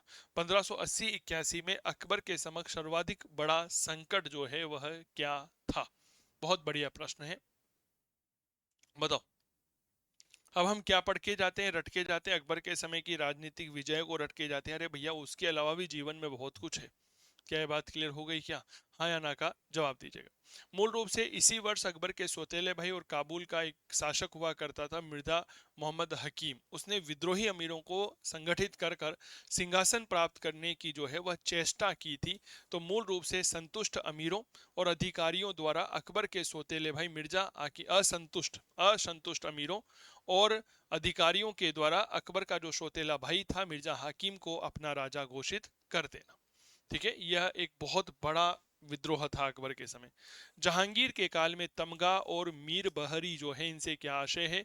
जहांगीर के विश्वास पात्र, शाहजादों के नाम है, भूमि कर है और नदी मार्ग की चुंगी है। जहांगीर के काल में तमगा मेरे प्यारे साथियों और कहीं ना कहीं मीर बहरी, इसका तात्पर्य क्या है बताइए? ठीक है सर, याद रखना, यह क्या होते हैं? तो यह नदी मार्ग पर लगाई जाने वाली चुंगी होती है या एक तरह से कर होते हैं। यानी कि कई सारे ऐसे व्यापारी जो नदी के रास्ते अपना व्यापार करते थे, उनको कुछ कर प्रदान करने होते थे, कुछ देने होते थे। तो याद रखिएगा, यह नदी मार्ग ये पर वसूल किए जाने वाले कर हुआ करते थे, ठीक है। शुरुआत में जब ये लगाए गए थे तो मेरे प्यारे साथियों इनकी दर लगभग 2.5% की हुआ करती थी। कितनी दर हुआ करती थी? 2.5%। लेकिन जहांगीर ने कहा जी ये तो गलत है जी, इसको बढ़ाओ, और बढ़ा करके इसको कितना कर दिया गया था? 3.5% कर दिया गया था, कितना कर दिया था? 3.5% कर दिया था। मंसूर और माधव किसके दरबार के मुख्य चित्रकार थे? अकबर के, जहांगीर, शाहजहां, औरंगजेब। मंसूर और माधव किसके मुख्य चित्रकार थे? बताइए।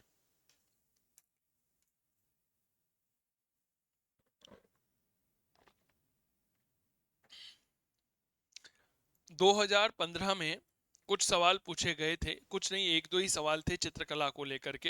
यानी कि हर साल मुगल चित्रकला का एक सवाल आता है। जहांगीर के दरबारी थे। जहांगीर का शासनकाल मुगल चित्रकला का स्वर्ण काल माना जाता है, पता ही होगा।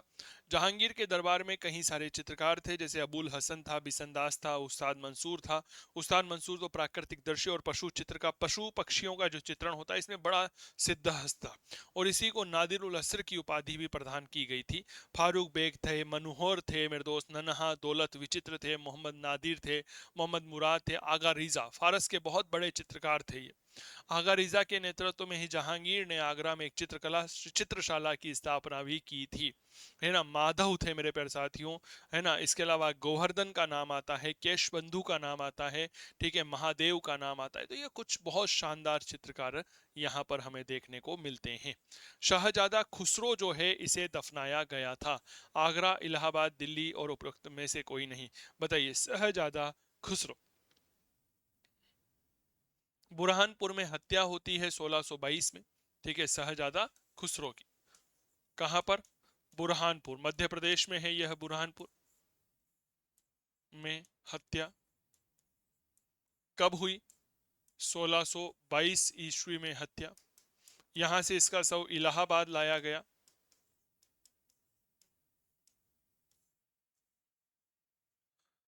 कहाँ लाया गया? इलाहाबाद। इलाहाबाद में एक जगह आती है खुलदाबाद, वहां पर लाया गया, और इसकी माता थी शाह बेगम, उस शाह बेगम की कब्र के पास में इसे दफना दिया गया। जहां पर दफनाया गया उसका नाम बदल करके खुसरो बाग कर दिया गया। आप इलाहाबाद में जाते हैं तो आपको वहां पर आज भी खुसरो बाग देखने को मिल जाएगा। क्या देखने को मिल जाएगा? याद रखिएगा, खुसरो बाग देखने को मिल जाएगा। अगला महत्वपूर्ण प्रश्न, वह कौन प्रथम मुगल शासक था जिसने अकाल के समय सभी प्रकार की सुविधाओं की व्यवस्था की थी? कितना गजब का प्रश्न है ना। एक बार आप लेवल देखो भाई साहब। अकबर, जहांगीर, शाहजहां, औरंगजेब। एक बार थोड़ी बहुत प्रशंसा कर दिया करो कि सर मजा आ गया। आपका जो एक कमेंट होता है ना कि सर मजा आ गया मेरे दोस्त, ये हमें मोटिवेट करता है मेरे लालो लालियों, मेरे वीरों, मेरी वीरांगनाओं, मेरे मास्टरों और मास्टरनियों। ये बताता है, क्या बताता है कि अभी तो बेहद मेहनत करनी है, बहुत आगे बढ़ना है अभी तो। अभी तो और आगे आप लोगों के लिए बहुत प्रयास करने हैं। असली व्यक्ति वही होता है, असली साथी वही होता है जो परीक्षा की घड़ी में विद्यार्थियों की मदद करे। ये बात याद रखना, ठीक है ना। असली शिक्षक वही होता है। मैंने पहले ही सोच लिया था कि जब आपका परीक्षा होगी तो उसमें खूब सारी आपके लिए अच्छे अच्छे काम किए जाएंगे, क्लासें लगाई जाएगी, और ऐसे प्रश्न लेकर आऊंगा जो आपकी परीक्षा के लिए बेहद उपयोगी रहे। क्या ये बात क्लियर हो गई? ये बात याद रखना, बीच मझधार में छोड़ने वाला नहीं हूं मेरे दोस्त। क्यों? क्योंकि रग रग में इतिहास भरा हुआ है। ठीक है, इतिहास विषय का छोटा सा विद्यार्थी हूं, आप लोगों के लिए सेवा कर रहा हूं, और बाकी कोई बड़ा उद्देश्य नहीं है। याद रखना मेरे दोस्त, शाहजहां, 1632 ईस्वी के आसपास की बात है। गुजरात, दक्षिणी भारत, खानदेश आदि में अकाल पड़ा मेरे दोस्त। अकाल पड़ने के बाद में प्लेग की बीमारी फैल गई। तो इस वजह से शाहजहां ने क्या किया था? सभी प्रकार की सुविधाएं खोली। ठीक है, अनेक स्थानों पर भोजनशालाएं खोजी। 70 लाख रुपए का राजस्व था वह माफ कर दिया था। अब्दुल हमीद लाहौरी को यहां पर नियुक्त किया कि भाई तुम जाओ और जाकर के जो है मेरे दोस्त इस स्थिति को देखो। और इस अकाल का वर्णन किसने किया है, यह प्रश्न याद रखना। तो अकाल का जो वर्णन है वह एक यात्री था जो इस समय भारत आया हुआ था, नाम था पीटर मुंडी। क्या नाम था? पीटर मुंडी था, अंग्रेज था यह। अकाल का वर्णन अंग्रेज यात्री पीटर मुंडी ने किया है। अंग्रेज यात्री, नाम याद रखना, पीटर मुंडी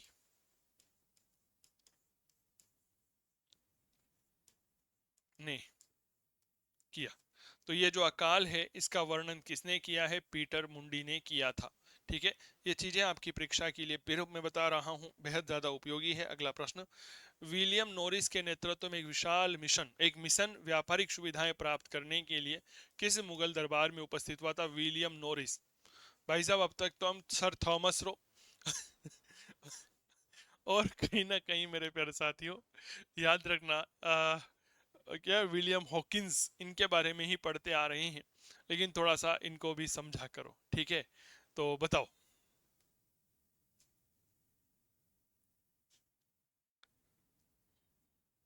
विलियम नॉरिस 1702 ईस्वी में यह व्यापारिक मंडल आया था औरंगजेब के शासनकाल में। बेसिकली इंग्लैंड में दो कंपनियां थी। पहली तो ईस्ट इंडिया कंपनी, जिसे हम जॉन कंपनी के नाम से लोकप्रिय जानते हैं। थॉमस रो और विलियम हॉकिंस यहां पर आए थे। दूसरी थी English company trade to the East Indies. तो इसके प्रतिनिधि के तौर पर कौन आया था? विलियम नॉरिस औरंगजेब के दरबार में 1702 ईस्वी में आगरा पहुंचा। और मेरे दोस्त कहीं ना कहीं पर यहाँ पर यह एक तरह से अगर मैं बात करना चाहूं तो प्रयास किया था कि भाई हमें भी व्यापारिक सुविधाएं प्रदान की जाए। अगला प्रश्न, मिल्कियत शब्द है फारसी का, अरबी का, उर्दू का? बताइए। मिल्कियत, मिल्कियत का मतलब होता है संपत्ति या जायदाद। मिल्कियत का मतलब क्या होता है? तो याद रखना, डेट्स कॉल्ड संपत्ति, या हम इसे कह सकते हैं जायदाद। और यह मिल्कियत जो है मूल रूप से शब्द माना गया है अरबी भाषा का। ठीक है, मैंने मैराथन क्लास में ना सभी प्रकार के प्रश्नों को शामिल किया है।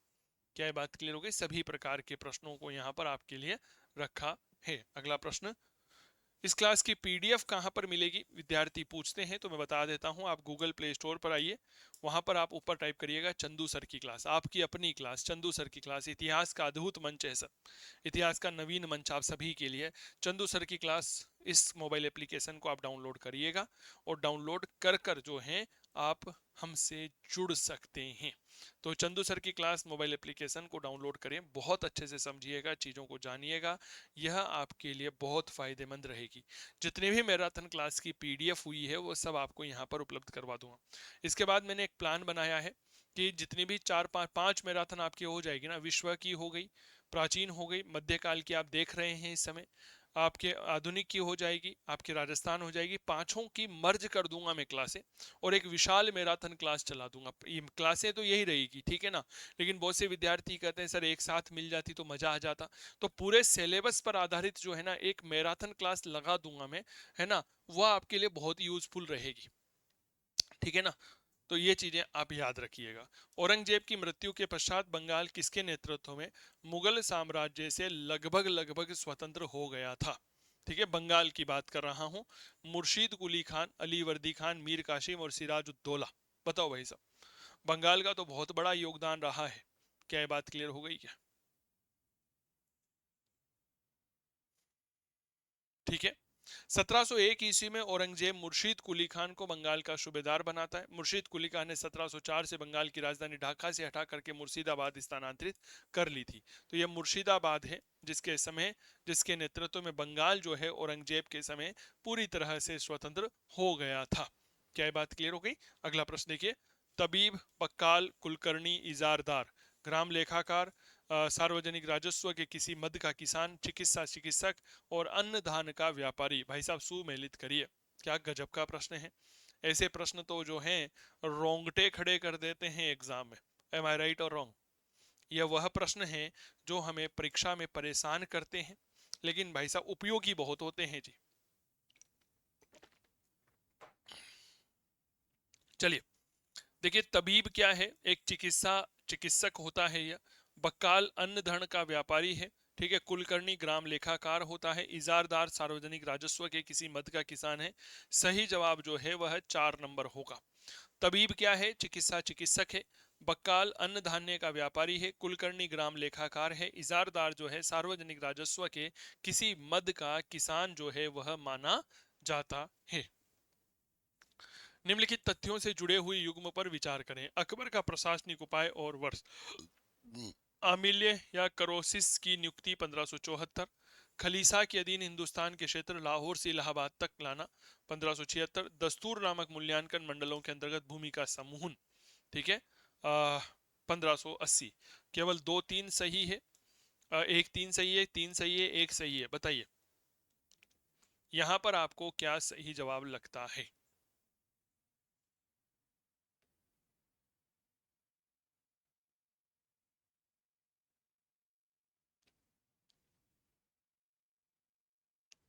अच्छा प्रश्न है। ओवरऑल अगर मोटा मोटी रूप में हम देखते हैं तो मेल नहीं खाता है ना, मेल नहीं खाता है, ये बात याद रखना। ठीक है भाई साहब, याद रखना, कुल मिलाकर के केवल एक जो है यह मेल नहीं खाता, क्योंकि आमिल्स या करोरिस की नियुक्ति जो है 1573 में की गई थी। मूल रूप से करोरिस जो है ना, यह इसको एक तरह से क्या कर दिया, भाषा परिवर्तन कर दी। अकबर के समय यह शब्द जो है आमिल या करोड़ी कहलाता था। क्या कहलाता था? करोड़ी कहलाता था। करोड़ी, जिसे 1 करोड़ दाम जो है वह राजस्व के रूप में वसूल करने होते थे, उसे करोड़ी कहा जाता था। क्या ये बात क्लियर हो गई? और करोड़ी अधिकारियों की सहायता के लिए कारकून और फौतदार नाम के 2 अधिकारी भी होते थे। अकबर ने 1573 में इनकी नियुक्ति की थी। बाकी खलीसा या जिसे हम खालसा कहते हैं, इस खलीसा या खालसा जो है मेरे प्यारे साथियों, इसके अधीन हिंदुस्तान के क्षेत्र को लाना लाहौर से इलाहाबाद तक 1576 सही है। दस्तूर नामक मूल्यांकन मंडलों के अंतर्गत भूमि समूहन को लाना 1580, यह भी बिल्कुल सही है। दस्तूर जिसे हम एक तरह से अगर मैं बात करता हूँ, क्या कह सकते हैं, आईने दहशाला कह सकते हैं। क्या ये बात क्लियर?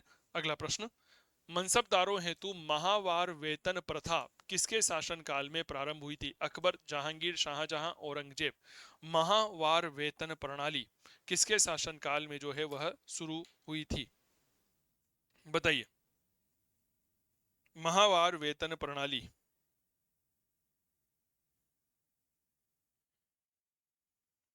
कि भाई अब जो है वह इन्हें क्या दिया जाएगा, मंथली वेतन दिया जाएगा। अकबर ने मनसबदारी व्यवस्था को शुरू की थी, पता ही होगा। ठीक है।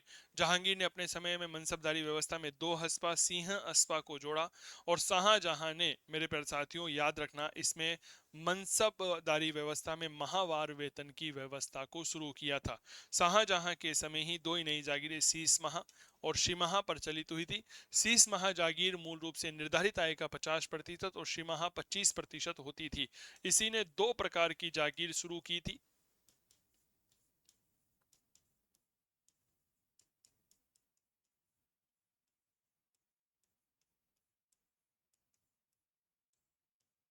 2 प्रकार की क्या की थी, जागीर शुरू की थी। एक होती है शीश माह और एक होती है सिमाहा।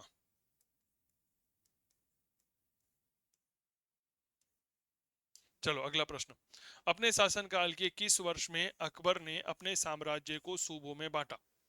अकबर ने जो है प्रांतों की शुरुआत की थी मुगल काल में सबसे पहले। ठीक है। तो बताओ यह कब बांटा था? अकबर ने कुल मिलाकर के कितने प्रांत बनाए थे मेरे दोस्त? 12 प्रांत जो है वह बनाए थे। कब बनाए थे? अपने शासन के 24वें वर्ष में, यानी कि लगभग लगभग 1580 में पहली बार अकबर के द्वारा प्रांतीय व्यवस्था शुरू की गई थी। कुल मिलाकर के 12 प्रांत थे। आगरा, दिल्ली, इलाहाबाद, अवध, अजमेर, अहमदाबाद, बिहार, बंगाल, काबुल, लाहौर, मुल्तान और मालवा। ठीक है। इसके बाद उसने 3 प्रांत और बनाए, खानदेश, बरार और अहमदनगर। तो कुल मिलाकर के 15 प्रांत बाद तक हो गए थे। ठीक है। लेकिन जब शुरुआत की गई थी, प्रारंभ किया गया था, तो कितने थे याद रखना, 12 प्रांत थे। मुगल काल में चित्रकला का प्रारंभ माना जाता है। अकबर से, हुमायूं से, जहांगीर से, शाहजहां से। भाई साहब कितना गजब का प्रश्न है। मुगल काल में चित्रकला जो है इसकी शुरुआत कहां से मानी जाती है? ठीक है सर, याद रखना। अब देखो प्रश्न में गड़बड़ी कहां पर होती है मैं आपको बताता हूं। विद्यार्थी के समक्ष जब ये प्रश्न रखा जाता है ना, तो वो क्या करेगा, इसमें जहांगीर करेगा। क्लियर? क्योंकि हमारे दिमाग में एक लाइन छपी हुई है कि मुगल चित्रकला का स्वर्ण काल जहांगीर का शासनकाल था। अरे मेरे दोस्तों, उससे भी तो बढ़कर जीवन में आगे हैं सर, हुमायूं। ठीक है। हुमायूं के समय ईरान गया था उमर, तो वहां से जो है अपने साथ 2 प्रसिद्ध चित्रकारों मीर सैयद अली और ख्वाजा अब्दुल समुद को लेकर के आया था। इन्होंने दास्तान अमीर हमजा का चित्रांकन किया था। क्या ये बात क्लियर हो गई? मीर सैयद अली,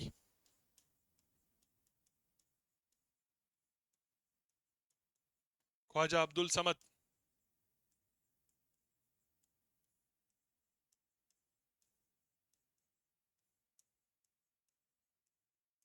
और इन्होंने चित्रित किया था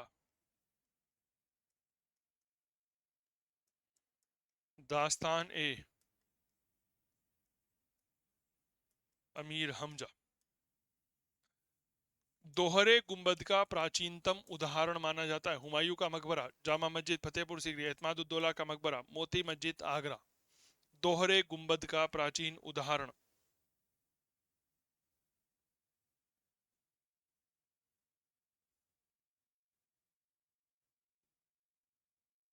बताओ।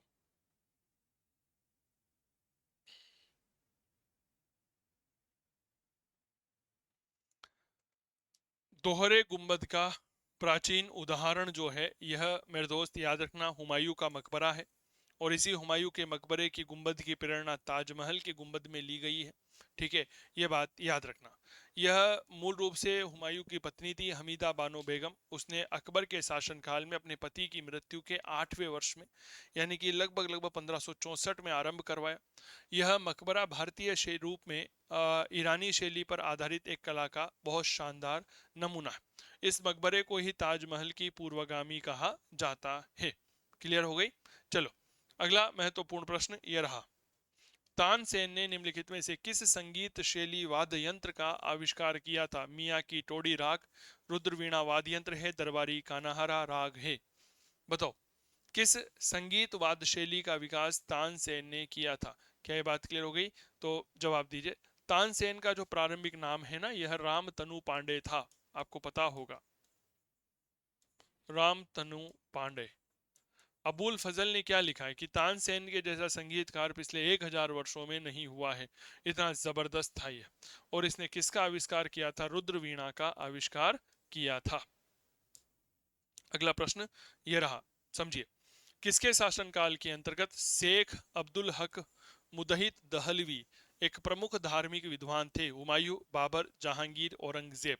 शेख अब्दुल हक मुदहित दहलवी एक बेहद प्रसिद्ध धार्मिक विद्वान थे। बहुत बढ़िया प्रश्न है। मैं वो परंपरागत सवाल नहीं करवा रहा हूं, ये बात याद रखना। ठीक है, मैं बिल्कुल भी आपके प्रारंभिक सवाल नहीं करवा रहा हूं। मैं वो सवाल करवा रहा हूं जो आपकी परीक्षा के लिए बेहद उपयोगी बनते हैं। ठीक है, तो शेख अब्दुल हद मुहद्दित दहलवी जो है, यह जहांगीर के दरबार के एक बहुत प्रसिद्ध धार्मिक विद्वान हुआ करते थे। दास्तान मजाहिब जो अकबर के दीन ए इलाही की चर्चा करता है, उसका लेखक कौन है? एक किताब है दास्तान ए मजाहिब। अब यहाँ पर एक बहुत छोटा सा प्रश्न है कि दास्तान मजाहिब जो है यह किसने लिखी है? दास्तान मजाहिब जो है, इसने मूल रूप से अकबर के द्वारा जो धर्म शुरू किया गया था, दीन ए इलाही। ठीक है, ये दीन ए इलाही की 10 विशेषताओं का उल्लेख हमें यही किताब मिलती है। मोहम्मद रब्बानी, मोहसिन फनी, बदायूनी, अफीक। दीन ए इलाही की जो मूल रूप से अगर क्या बात करते हैं, 10 विशेषताओं का वर्णन।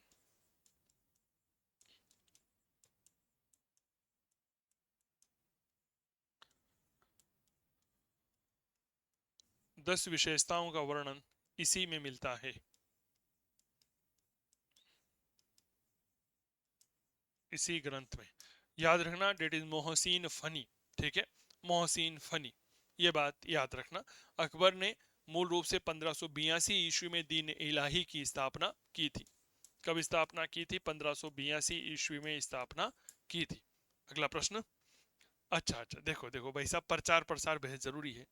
कई सारे प्यारे साथी कह रहे थे सर ऑफर नहीं आ रहा है, ऑफर नहीं आ रहा। भैया ये ऑफर आ गया। मेरी एनिवर्सरी के पावन पर्व पर 15 जून को वैवाहिक वर्षगांठ है।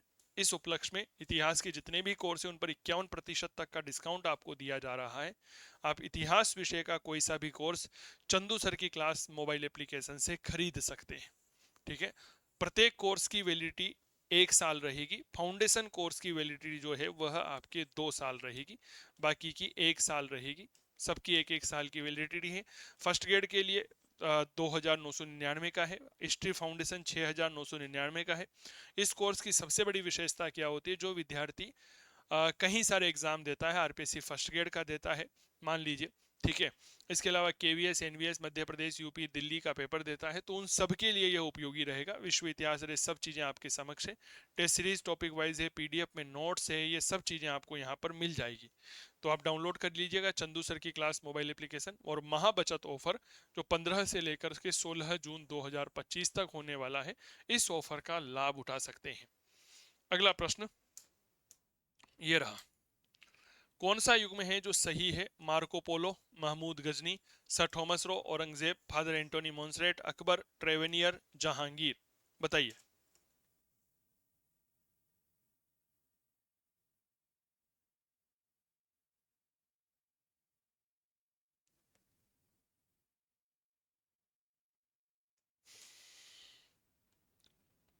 सर याद रखना, फादर एंटोनी मोन्सरेट यह अकबर के समय आए थे, यह बिल्कुल सही जवाब होंगे।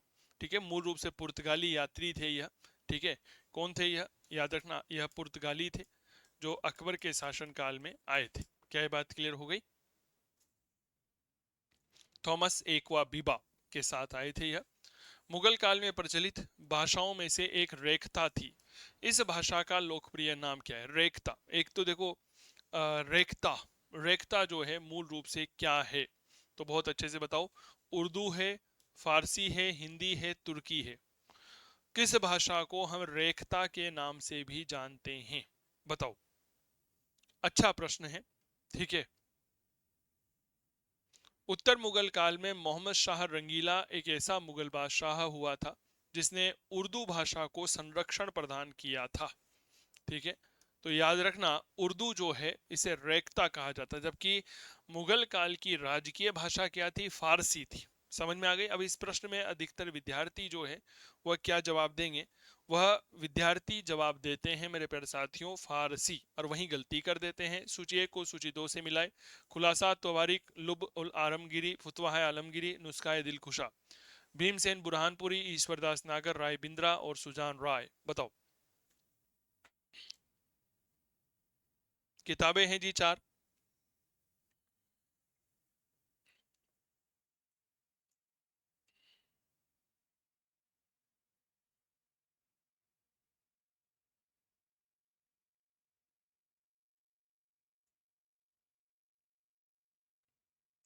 सर याद रखना, जब हम इस प्रश्न को देखते हैं, खुलासात उत्तवारिक सुजान राय की रचना है। लोबोल आलमगिरी राय बिंद्रा की रचना मानी गई है। फुतवात आलमगिरी ईश्वरदास नागर और नुस्खा दिलकुशा भीमसेन बुरहानपुरी की रचना है, यानी कि सही जवाब ऑप्शन नंबर ए। सुरक्षा के लिए मराठों के राजस्व के दावे को कहते थे? सरदेशमुखी, चौथ, अबवाब और जमा। सुरक्षा के लिए जो मराठे दावा करते थे उसे क्या कहा जाता था? बहुत अच्छा प्रश्न है, कृपया जवाब दीजिए।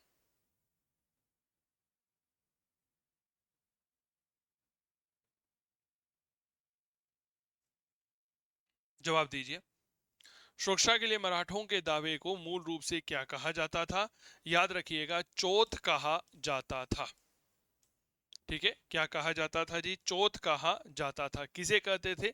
जब मराठे किसी राज्य की सुरक्षा के लिए वादा करते थे तो उसे हम क्या कहते थे? चौथ कहते थे। चलिए जवाब दीजिएगा। इसके बाद अगला प्रश्न ये रहा, बखर क्या है? इतिहास रचना का वर्णनात्मक साधन, गुप्तचरों की सूचना, राजकीय घोषणाएं, विदेशी समाचार पत्र हैं। बताइए, व्हाट इज द बखर?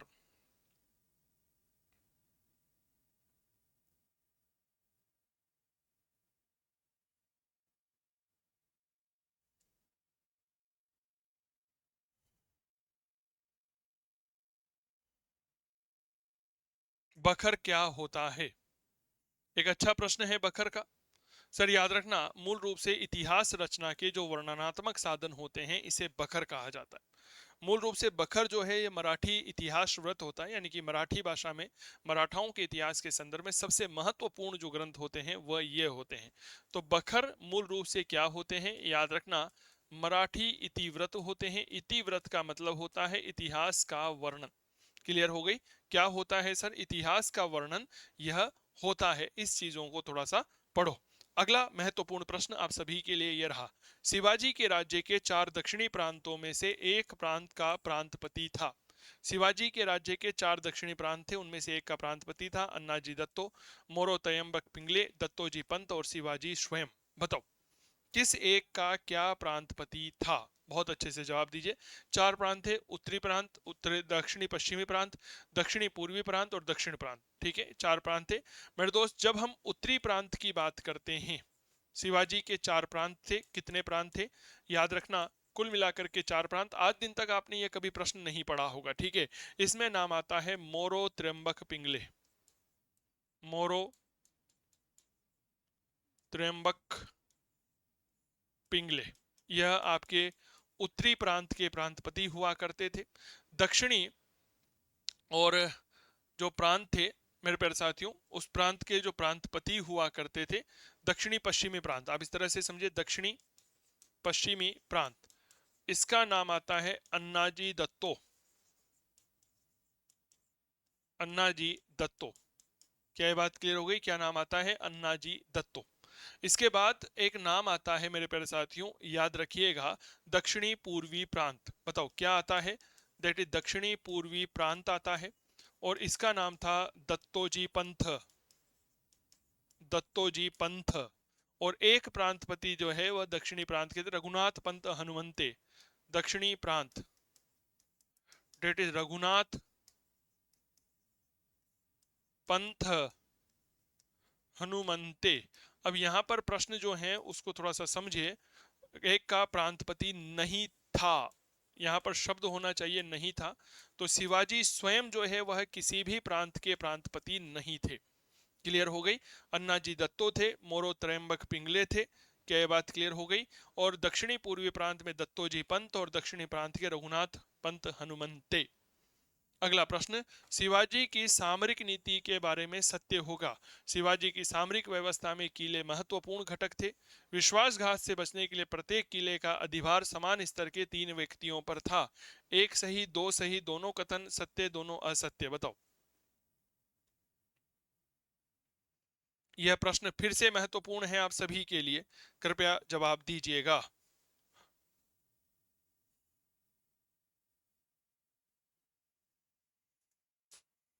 ठीक है सर, दोनों ही कथन जो हैं यह बिल्कुल सही हैं कि शिवाजी की सामरिक व्यवस्था में किले महत्वपूर्ण घटक थे।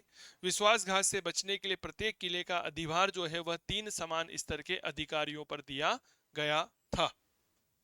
इस क्लास की पीडीएफ डाउनलोड करने के लिए आप चंदू सर की क्लास मोबाइल एप्लीकेशन डाउनलोड कर सकते हैं। ठीक है, वहां पर आपको इस क्लास की पीडीएफ मिल जाएगी। इसके अलावा मेरे प्यारे साथियों, 15 और 16 जून को, जैसा कि मैंने आप सभी को बताया, एक शानदार ऑफर आप सभी के लिए लेकर के आ रहा हूं विद्यार्थियों की बेहद मांग पर, कि सर क्या हमारे लिए कुछ ऑफर रहेगा? बिल्कुल रहेगा। तो सर 15 तारीख मेरी वर्षगांठ, क्योंकि मेरा परिवार तो आप सभी हैं, वैवाहिक वर्षगांठ है, और ये वैवाहिक वर्षगांठ में आप सभी के लिए, आप सभी के साथ मनाना चाहता हूं। आप भी मेरे परिवार के अभिन्न अंग हैं। तो इस उपलक्ष्य में 15 जून को वैवाहिक वर्षगांठ है, तो 15 और 16 जून 2025 को चंदू सर की क्लास मोबाइल एप्लीकेशन पर इतिहास के सभी कोर्सेज पर 51% तक का डिस्काउंट आपको दिया जा रहा है। 11 से ज्यादा कोर्स यहाँ पर उपलब्ध हैं। 15 और 16 जून को बहुत अच्छा और शानदार डिस्काउंट आप सभी के लिए रहेगा, तो आप इसे जरूर जरूर जरूर जुड़िएगा। बहुत बहुत अभिनंदन, बहुत बहुत धन्यवाद। आपको यह क्लास कैसी लगी हमें ज़रूर बताएं, और इस क्लास की पीडीएफ के लिए आप चंदू सर की क्लास मोबाइल एप्लीकेशन को डाउनलोड कर लीजिएगा। उम्मीद करता हूं क्लास आपको अच्छी लगी होगी। कमेंट करके मोटिवेट जरूर करिएगा बस। ठीक है, अच्छी लगे तो शेयर करिएगा, चैनल पर नए हैं तो सब्सक्राइब जरूर करिएगा। बहुत बहुत धन्यवाद। स्वस्थ रहें, मस्त रहें, तंदुरुस्त रहें, करते रहें इतिहास की बात चंदू जैन के साथ। नमस्कार।